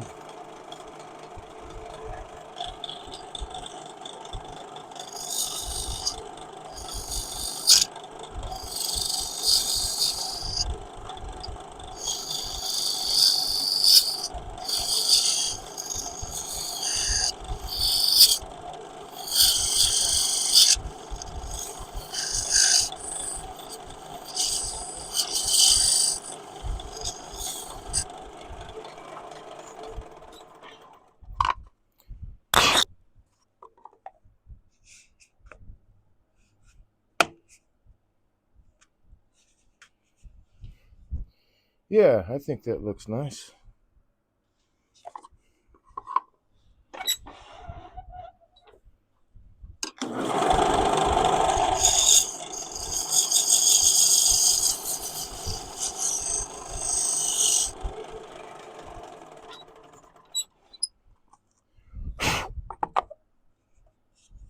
There we go. And then I will need to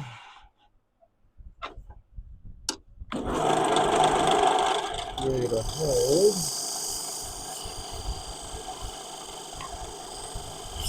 That should be okay right there.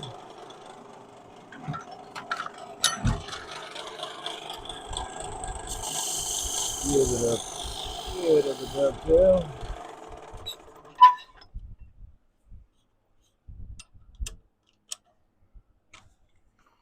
Oh yeah, it's got that split, but that's hopefully okay. Let's see, this may not make it all the way down in there on top of. Oh, it did, just barely. Or no, it didn't.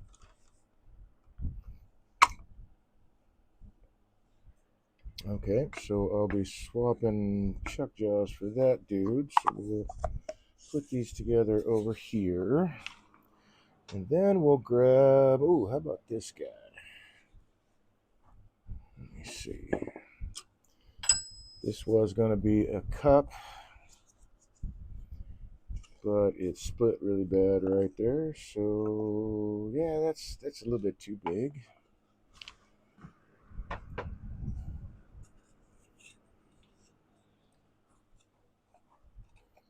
That'll do.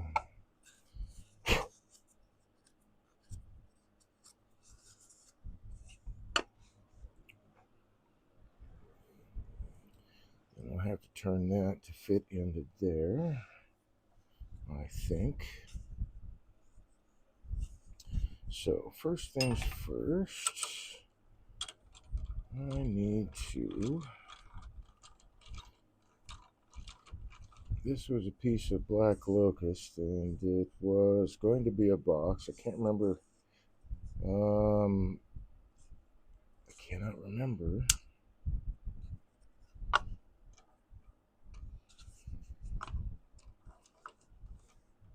For some reason, they didn't make it.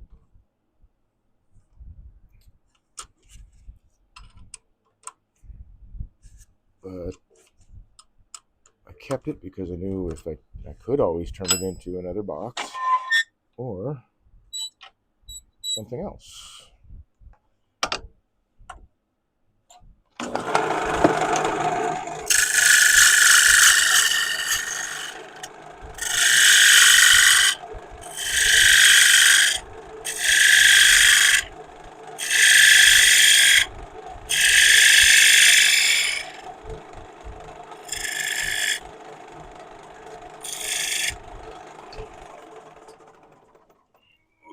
Alley-oop.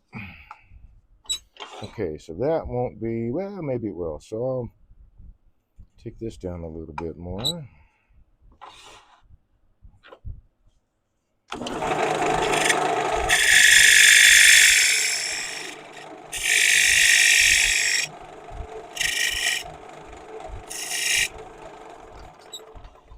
So that will sit. That's better.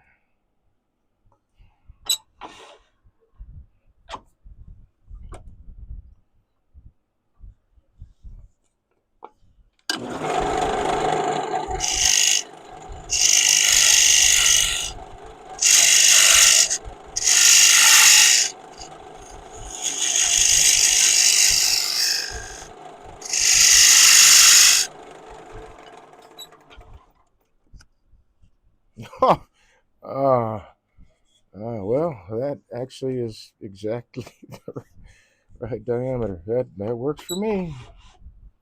It's exactly the fit I was looking for.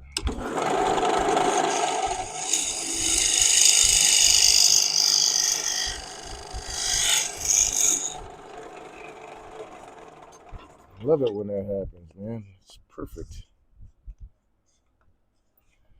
Yeah, that'll work. All right. So yeah, I cannot remember why this one wasn't gonna make it as a box, but that's okay. It's a birdhouse roof now.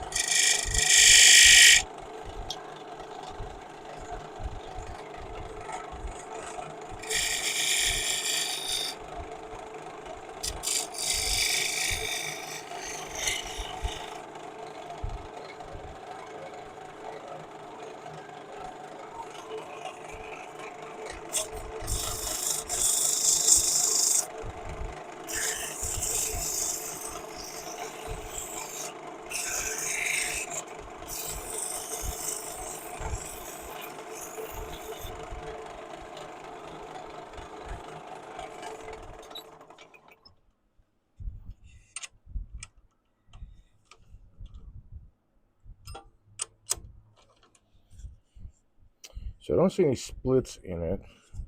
Oh, no, there is one. Maybe that's why. No, that's not a split actually.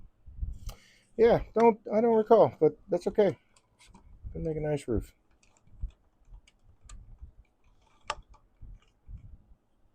So I was playing around with the idea. Let's mark the inside of the bottom here.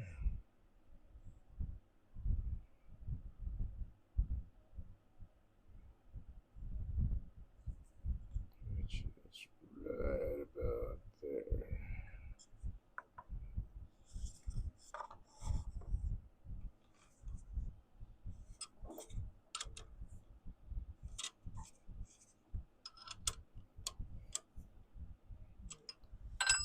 At the very least, we're going to find out if there's a split really quick. Okay, so my bottom is right there, which is well below the bottom inside there.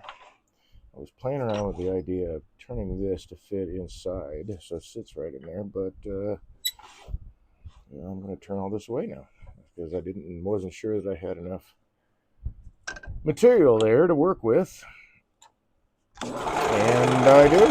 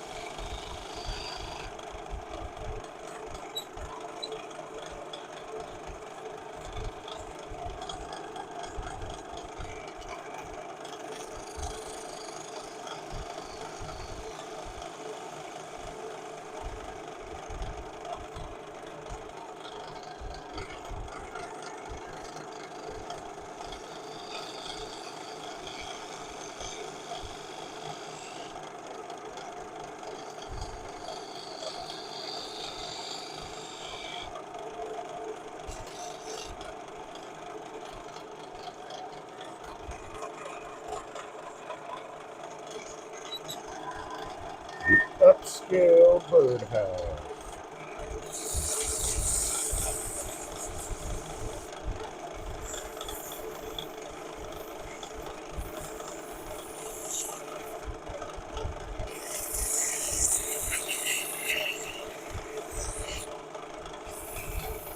I love working with sharp tools, man. Makes the sanding just so much faster. Getting a nice finish off the tool.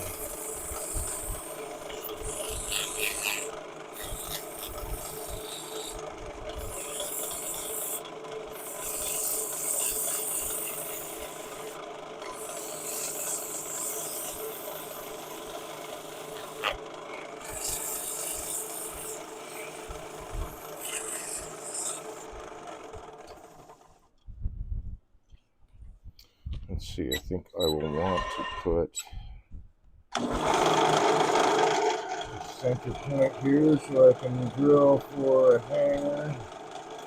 Or, start the hanger off in the center anyway.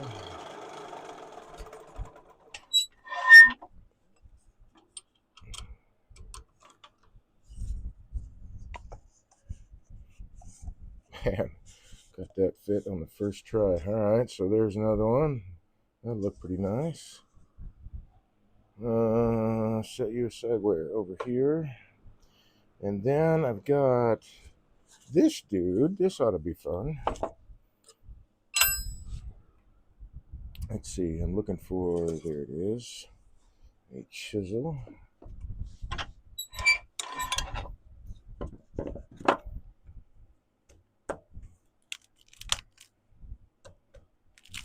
Oh yeah, definitely want to try to take that off first. I'm pretty sure that would have not held on very well.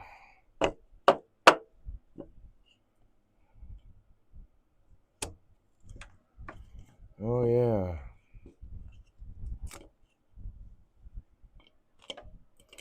Well, this part I'm turning away anyway. But definitely got to get that bark off there. Oh, alley-oop. Don't need the bark either. Okay, so I can move this dude.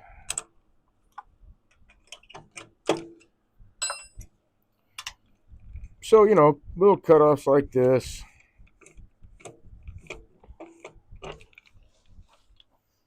And I like that shape too, so I think I'll try to keep that rectangular or whatever. Yeah, I'll try to keep as much of the shape as I can. So let's see, live and drive centers. And this is going to be, it's a small piece, but it'll be off balance because of this big honking dude right there. But we're going to take care of that pretty quick.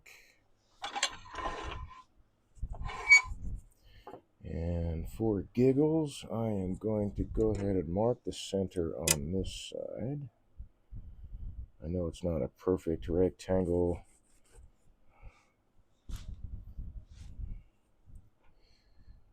Let's just see what kind of eclectic, or I don't know, is bohemian the right term?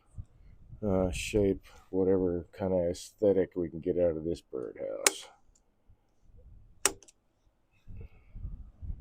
Because that's this dude.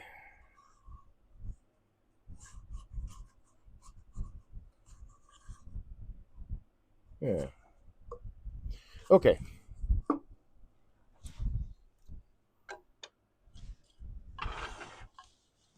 So, 3 out of 4 ain't bad, right?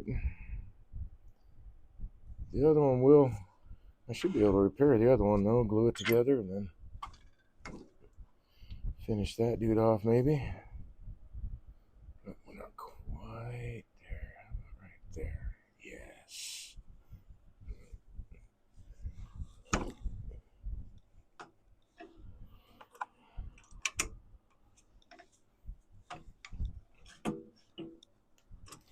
That's nice and secure. Make sure all of this is going to clear.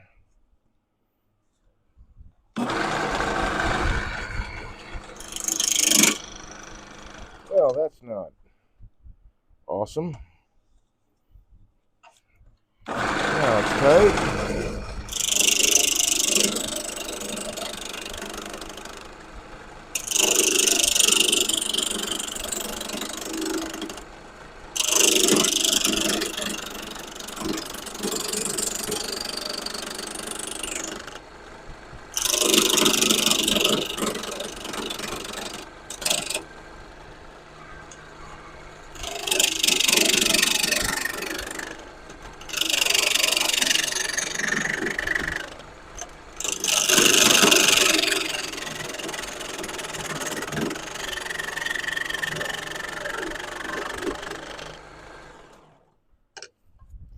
Coming along pretty well.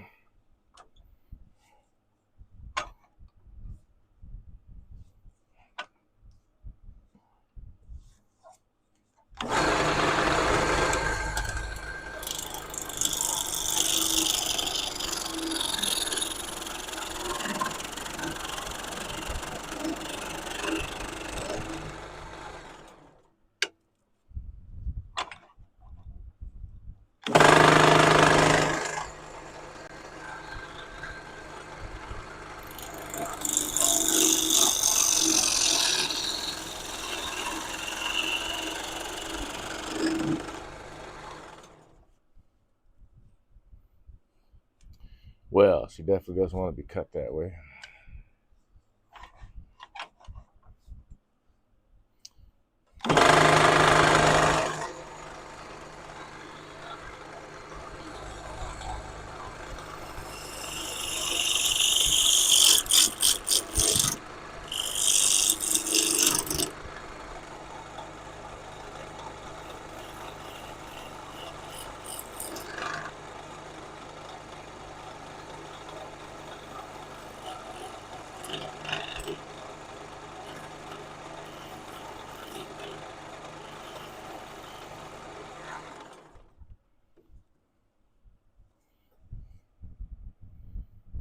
actually. That would look really cool.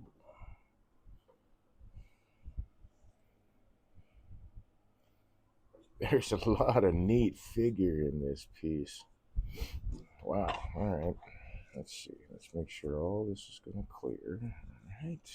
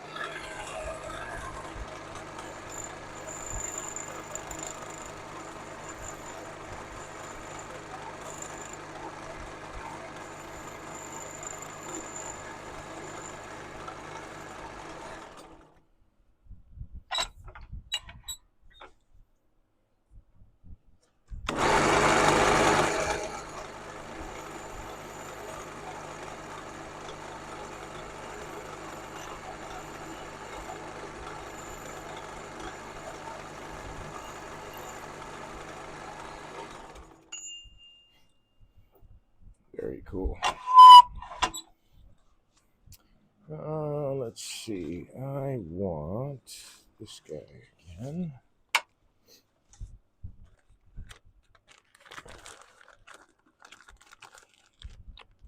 That's an interesting little feature there.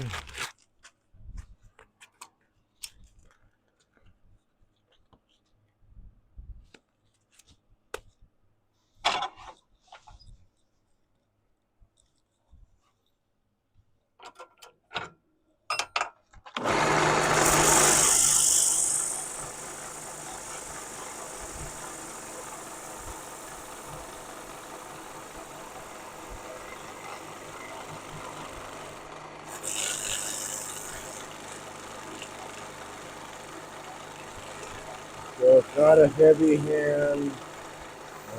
Say that a lot, I'm sure, but all this stuff, I'm not trying to use a heavy hand.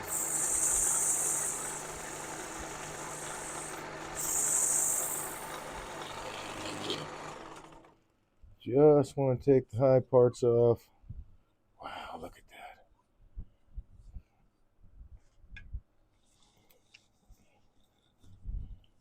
That looks really nice.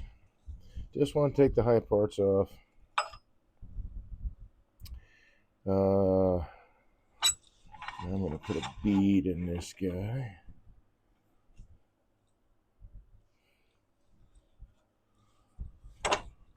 And finesse it. I'll get the words out in a minute.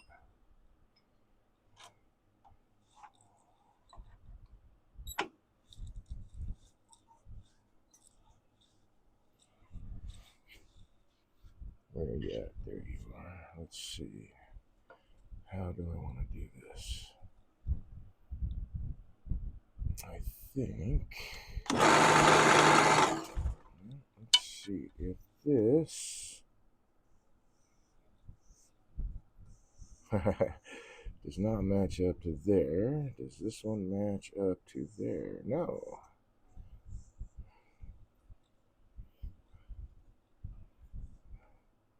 But that still would be a cool looking bead, even if it was interrupted on the edge.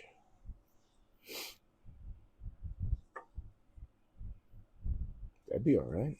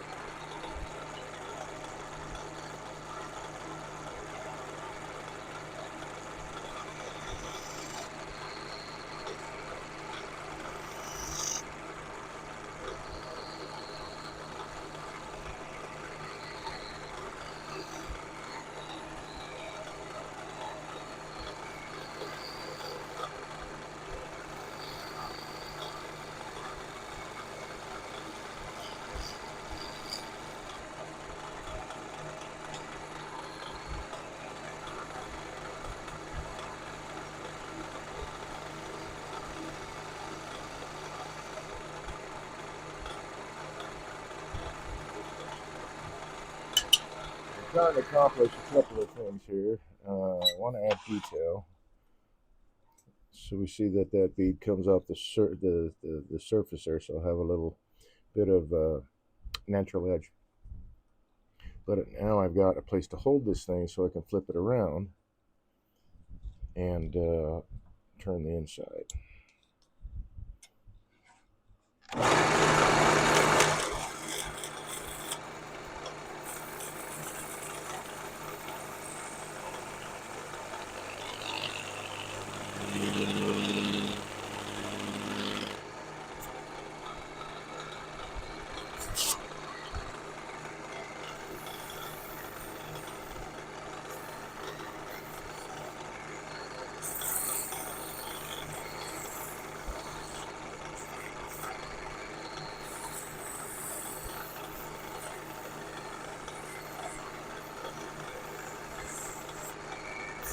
And it looks like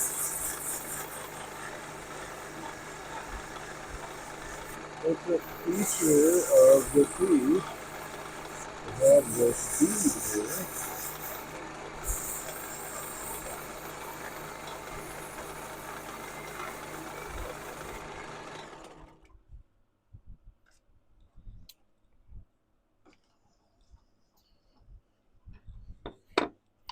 Okay, I don't need this guy anymore, right? Right.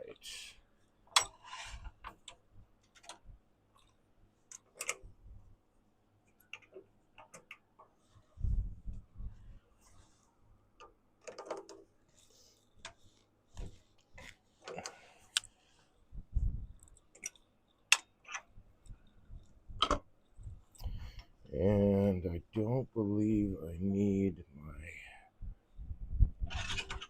line center anymore.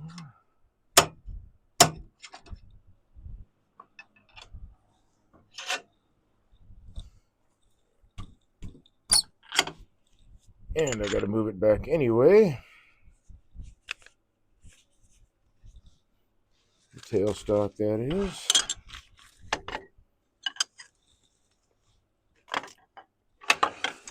Okay. So I get to use this big guy.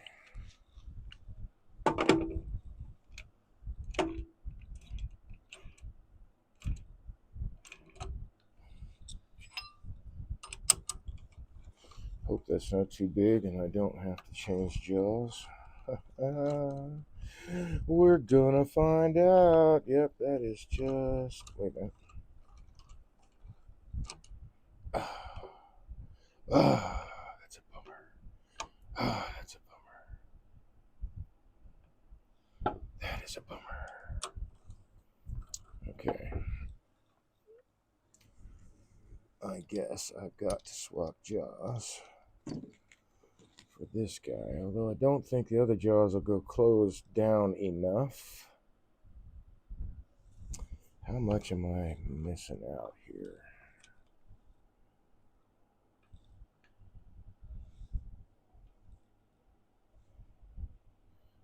Really? That's a bummer.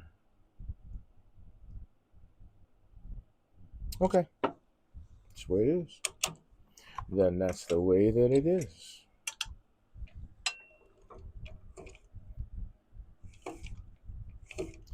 So it's a trade-off. I got a perfect recess for the the one birdhouse, and I got to work a little more for this one. So good trade-off.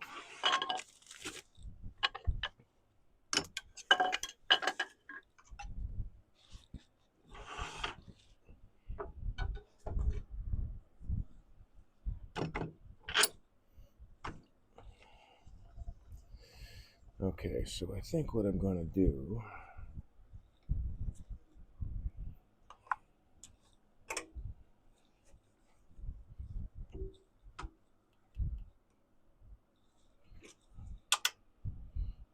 Running true, yes. So I've got two ways I can go with this. Let's bring this up just a bit. there. And I think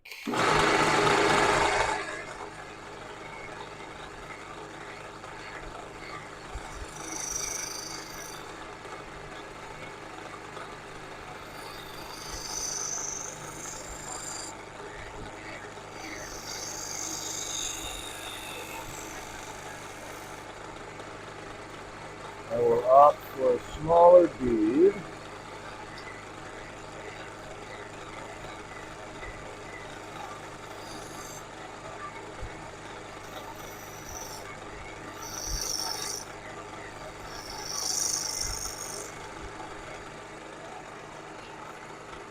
And then adjust my curve here.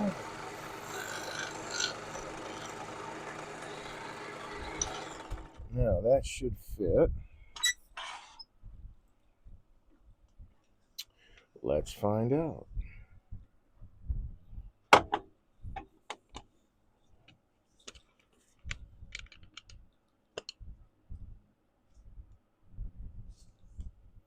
I mean, it's just a teeny bit big, so we'll adjust a little bit more.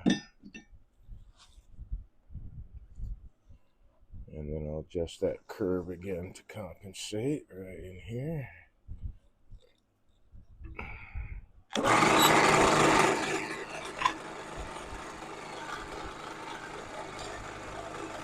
Really want to get this to be a better curve.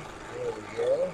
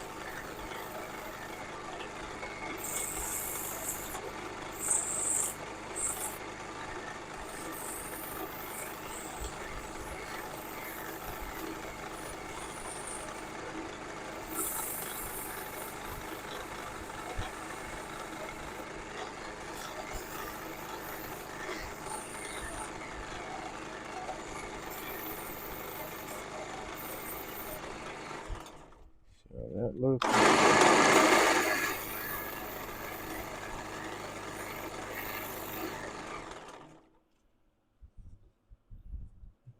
pretty good.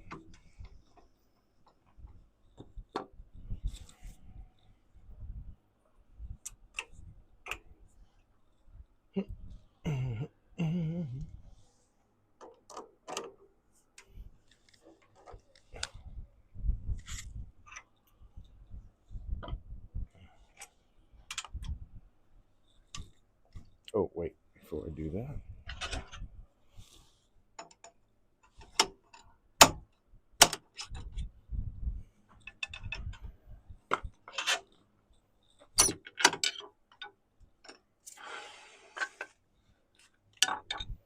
All right, now that should fit.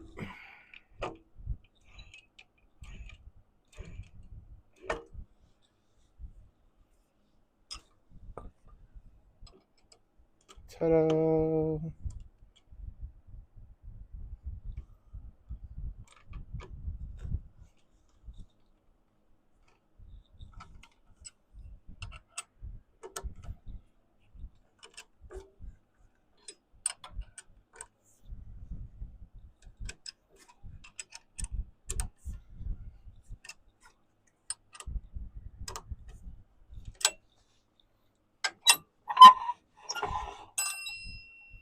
Alrighty then.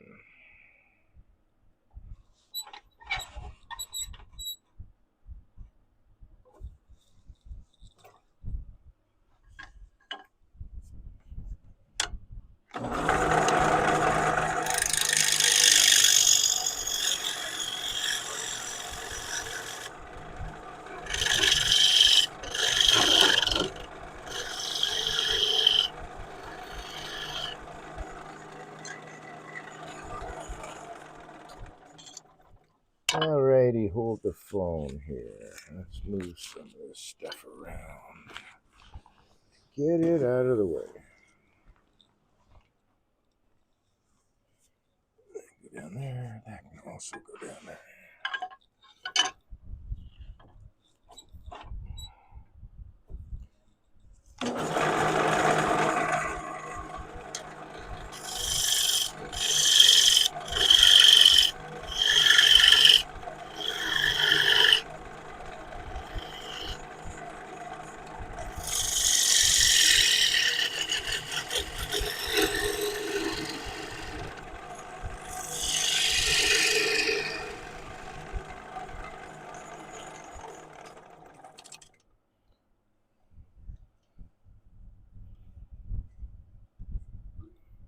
Okay. That is a mighty, mighty, mighty thick.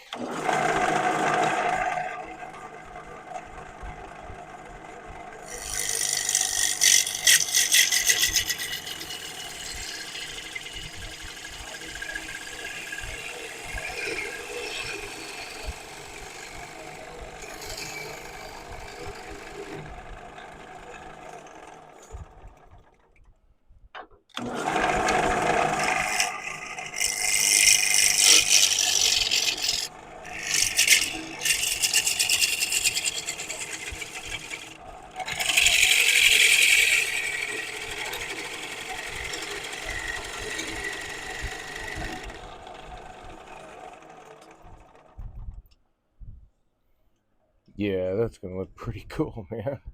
All right.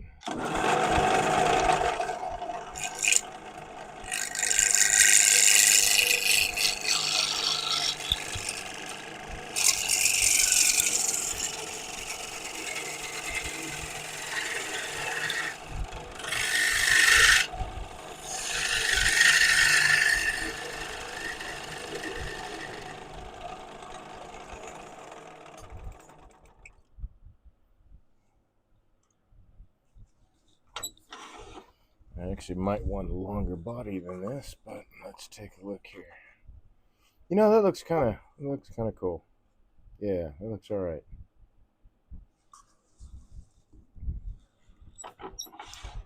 Looks all right.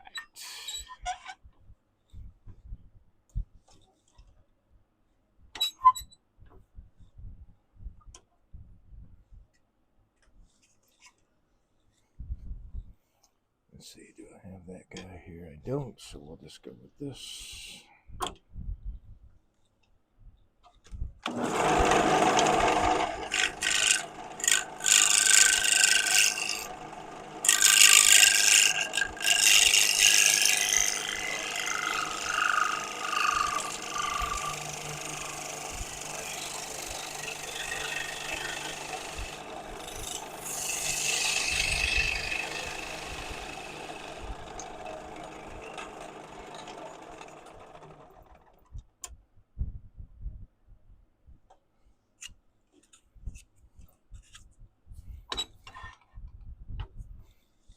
That's going to clear. That is definitely going to clear. Okay.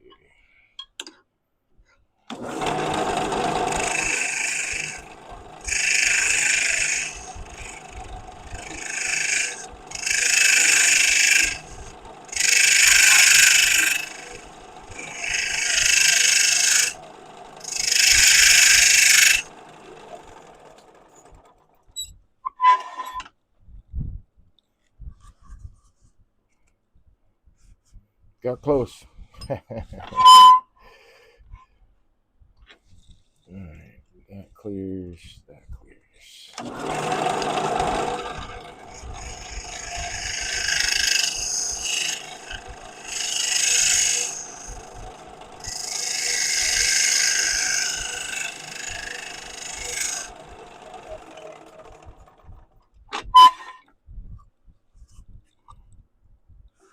Okay, there we go. And then I can set it, or maybe I can set it there. I don't know, I'll figure it out. All right, I do want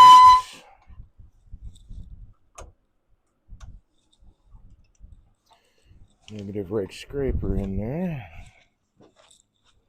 Let's see, this guy was too big.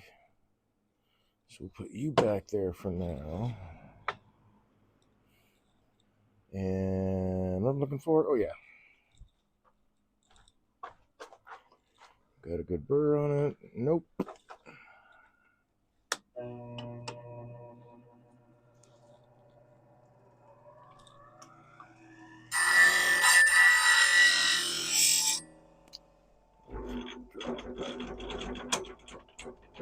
My table on my drill press was getting in the way.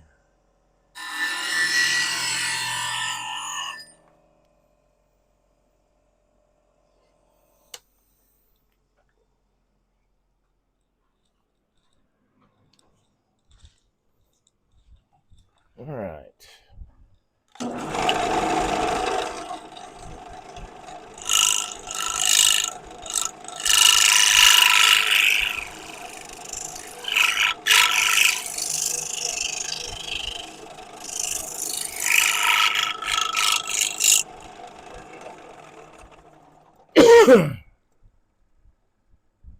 That'll work. All right. And I actually have a little bit more room in there. Let's see, I think I'm on right about there. I think. Yes.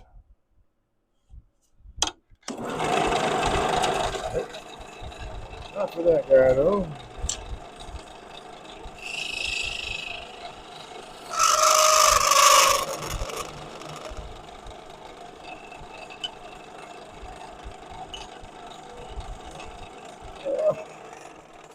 A little too far away for that guy. Let's see.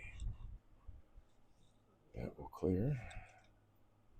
It will all clear. I am going to round all these corners off, but there we go.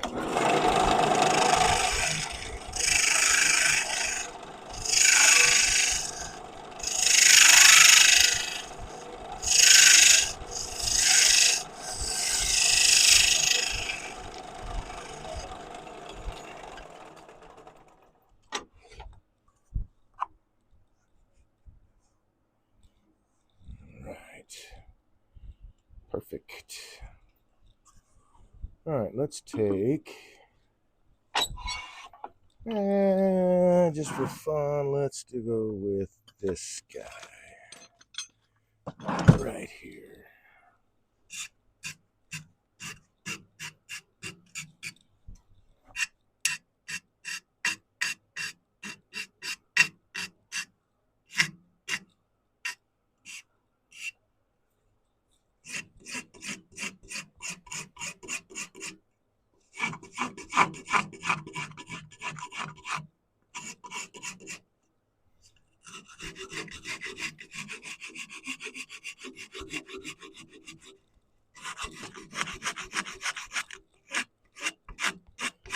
Take all the sharp corners off. And a little bit of detail with file work.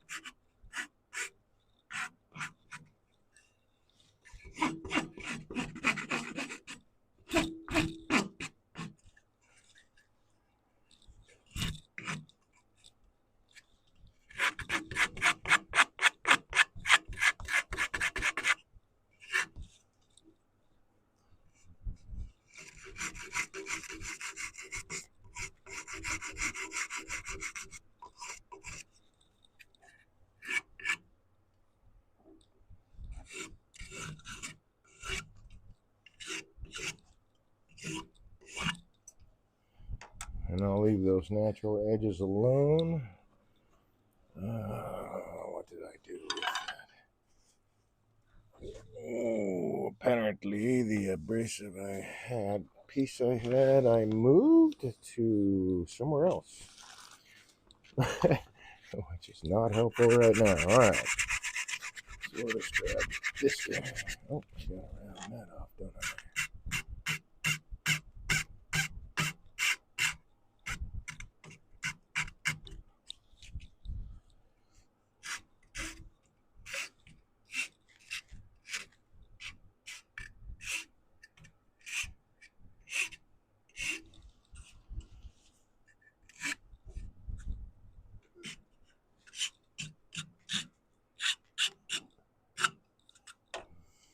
Okay.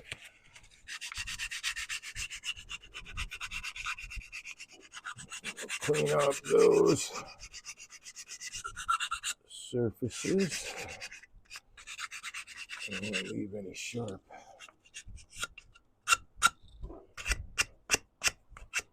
corners there.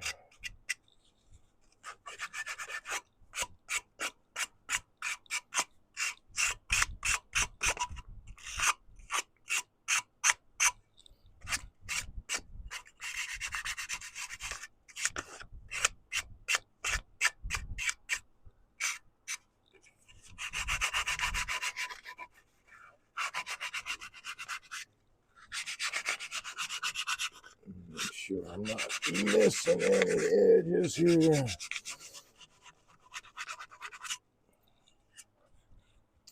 Okay. That will work. Now, my next trick is to swap these guys out because I need to use one of my other chucks for that. I can use that for this too. So the first one I got done, I needed a different chuck for that I can use.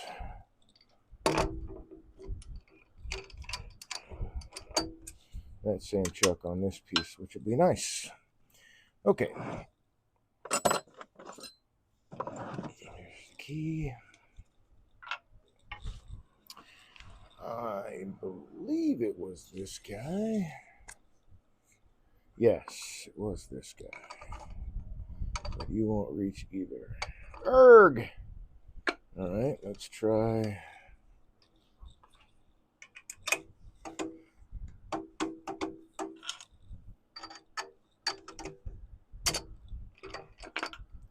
Pin jaws. Because they seem to reach out a little bit more.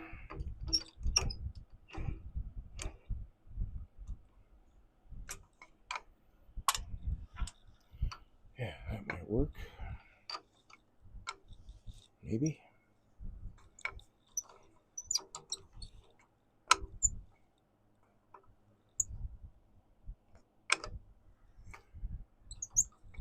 How wide will they open first off? I don't think it's super wide. It is not.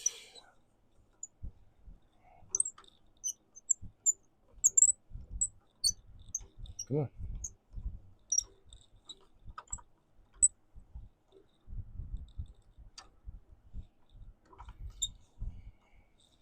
Okay, that also is not going to work.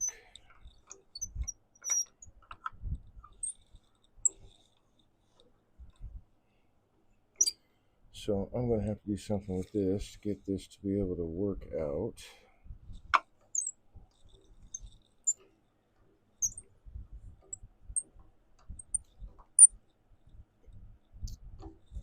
Oh, maybe a jam chuck.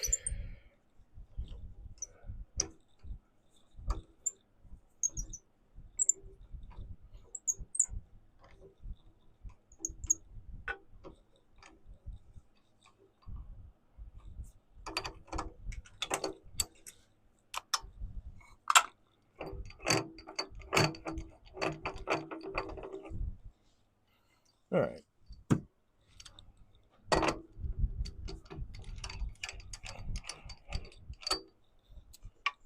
Let's go back to this guy.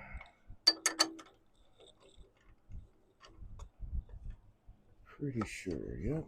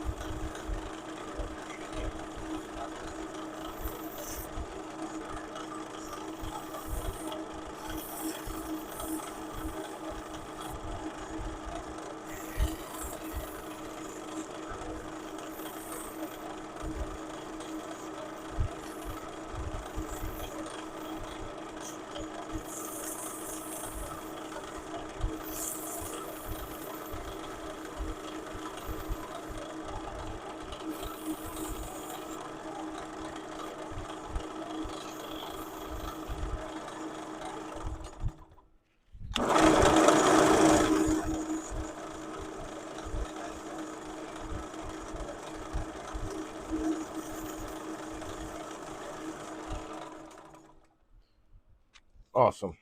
Okay. So that's that guy. And you go with that guy, right? Or did you go with... No, you went with this guy. Yeah.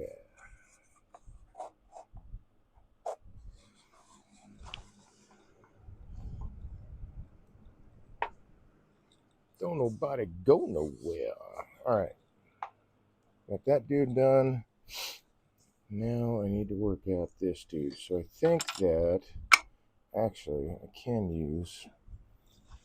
I'll just make a quick jam chuck for it.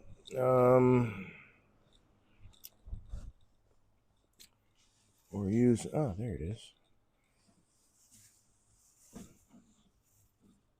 Or use an existing one that I can... Oh, hey, look at that.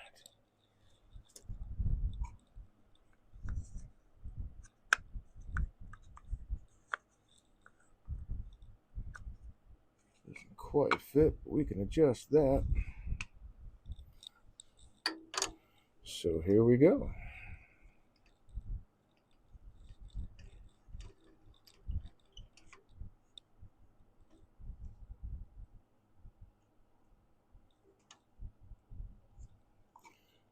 Let's see, will that not quite get in there? All right, so it needs to be longer. Oh.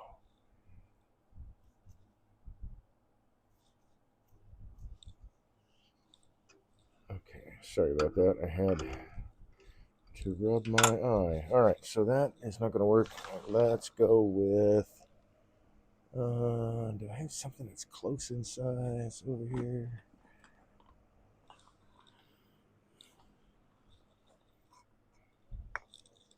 Okay.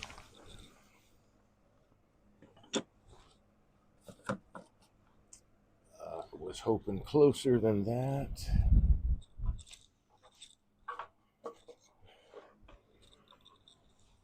Oi! All right, let's see. I need to move these little birdhouses out of the way, or I'm going to start knocking them and kicking them around on the floor. That one. That one's going to be glued. This one just sit right there. Sit, uwu, sit. You know, this will work. Yeah, this will work.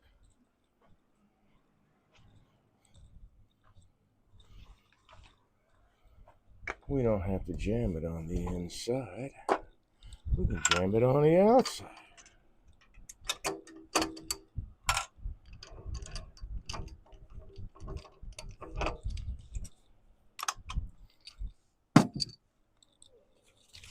Now, before I go here, let's see. I've got this. I've got that. Is there anything in here that I can use? I won't have to. Okay, all right. Well, that's what this hunk of wood is for. Oh,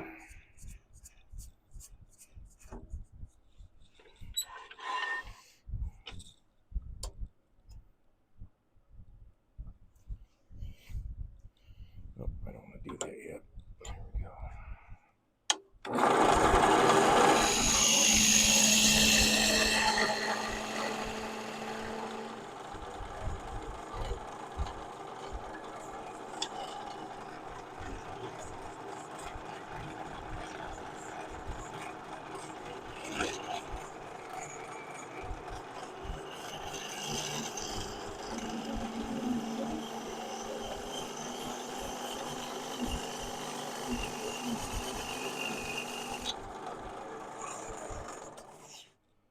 I've got to run, but thank you for streaming. I always enjoy seeing you turning. Hey, thank you very much.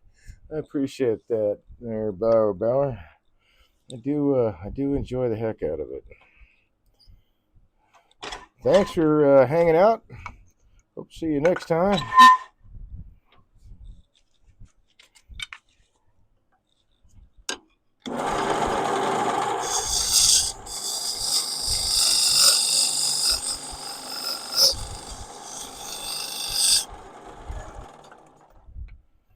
I gotta kind of sneak up on the size here.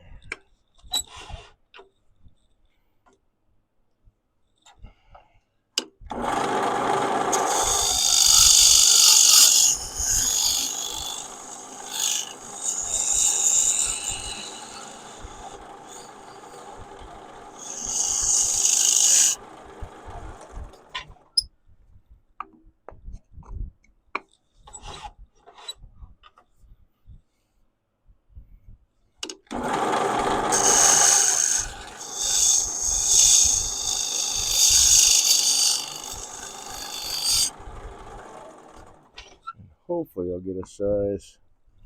Oh man, that is like I could pop that in on its own. So I don't need leather. Okay, I'll go with that then. Let's blow this off. Oh, wow. Can't believe I lost all the air. All right. This is going to be out only that far. So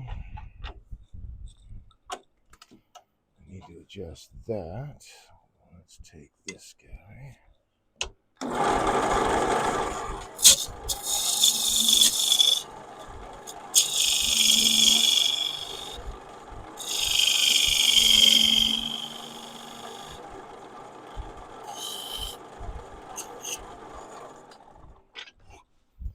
And that will give me enough room to be able to shape this. My bottom is where that line is. I really don't have to take much off, so I just want to add shape to the top there. Clean up.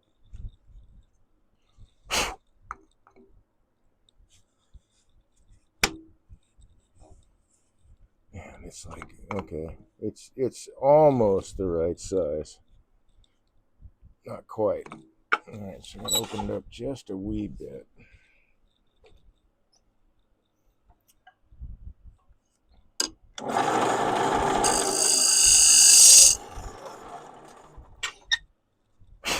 Hopefully that wee bit was just enough. Okay.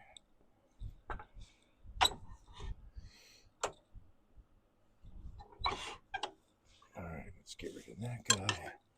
Move this guy down. Put that guy away. I'll need him. Put that away. I'll need these two in a minute. I can put this away. That way I don't have things on the lathe and in my way. Okay. Live center.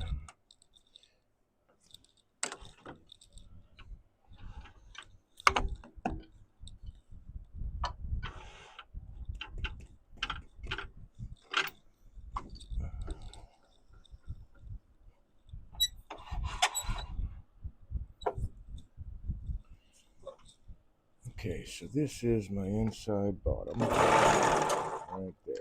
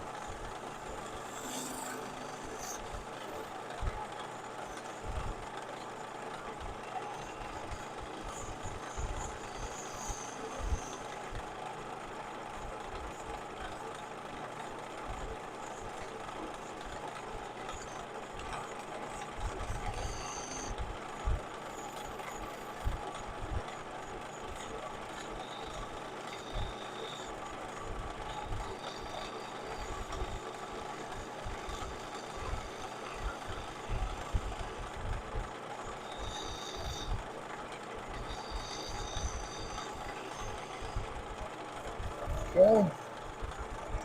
And then this dude.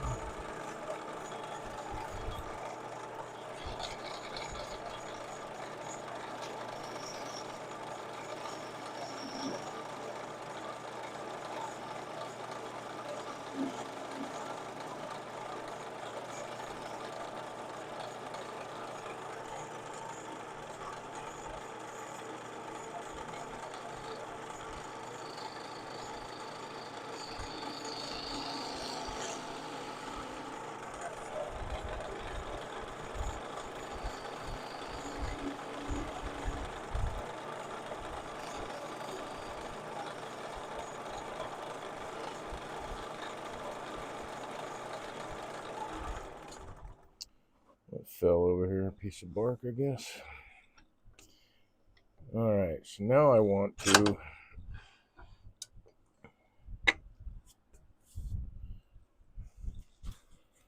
turn that in there. So I'm going to take a half piece of paper towel here. And I'm going to go get it wet really quick. And use this as the drive for the top.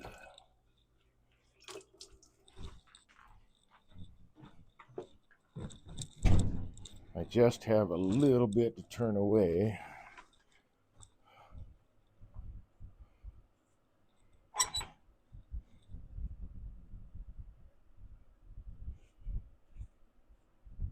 So I had a fairly good fit.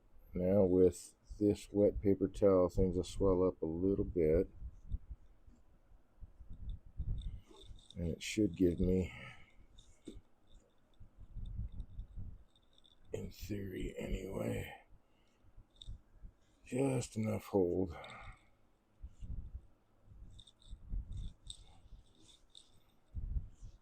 To finish turning. Ah, it's not. That's because it's ever so slightly too big. Dang it. Oh, I know. Let's try this.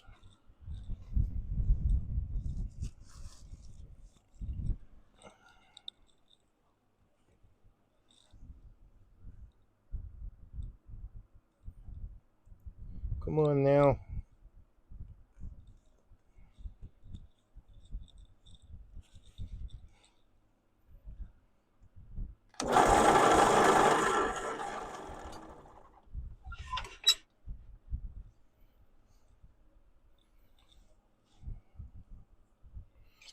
This would be a little bit tricky.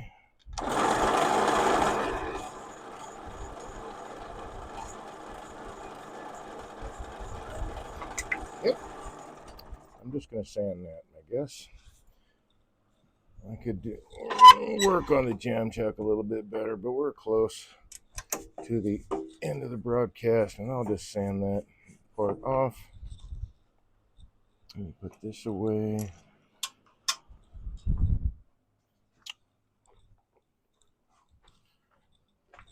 Could definitely make a better jam chuck, but this will be just as easy.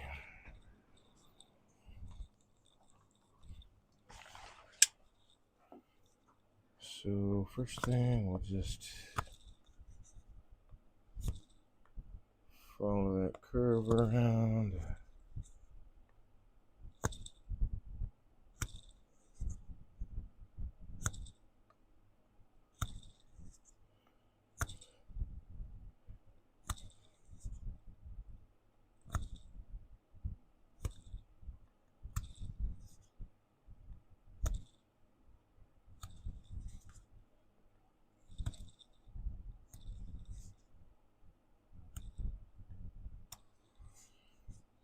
Take away some of that mass so I don't have to try to break it down with abrasive. There we go. Won't have, well, I can do that right now, in fact. You're the wrong guy. There you are.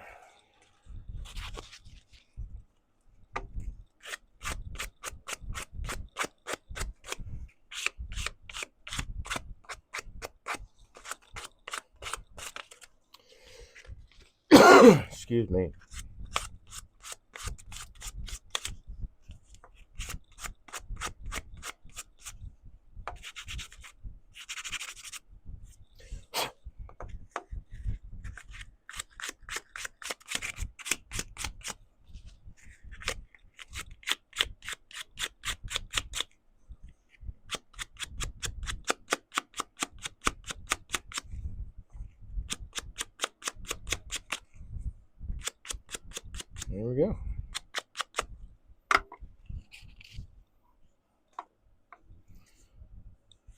These are all ready for glue up, and then after that, some marine varnish. And then after that, some eye hooks, I think. They'll be ready to hang. All right. So 3 out of 4 ain't bad. We'll have 4 out of 4 once we get this other one glued up. That was fun. And by golly, turning should be fun.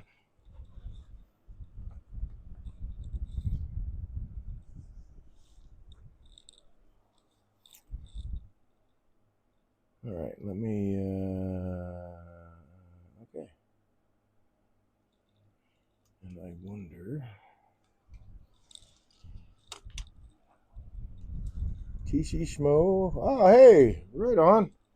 Thanks for joining, man. I hope you're having a good time down in Aramont. The SWK was on King Louis VII. Very cool. Capno B joined channel. Very nice. Innocent Cocky 98 DP. Photography Rose. Oh, there's a new one. Howdy Photography Rose. Mav K14. Coffee Stream Bot. Well, we know what that one is. Let's just turn this dude on and this dude off. Eventually. There we go. I think that might take care of, yeah. So I did find that even using this microfiber on this camera right here, it wasn't clearing off because I was noticing that it was, kind of blurry on part of the lens. And I was like, yeah, I don't know, is that like the focus or whatever? So I wound up taking a little bit of cleaner and got it off. And so got a better picture now. So microfiber is not the answer to everything. All right. Well, thanks for joining me this evening, folks. Again, my name is Dave. I'm a woodturner. I started this channel to become a better teacher and a better demonstrator. I really do enjoy teaching it as much as I do enjoy turning. I think it would be a close race. Which one would be more enjoyable for me? I'm not sure.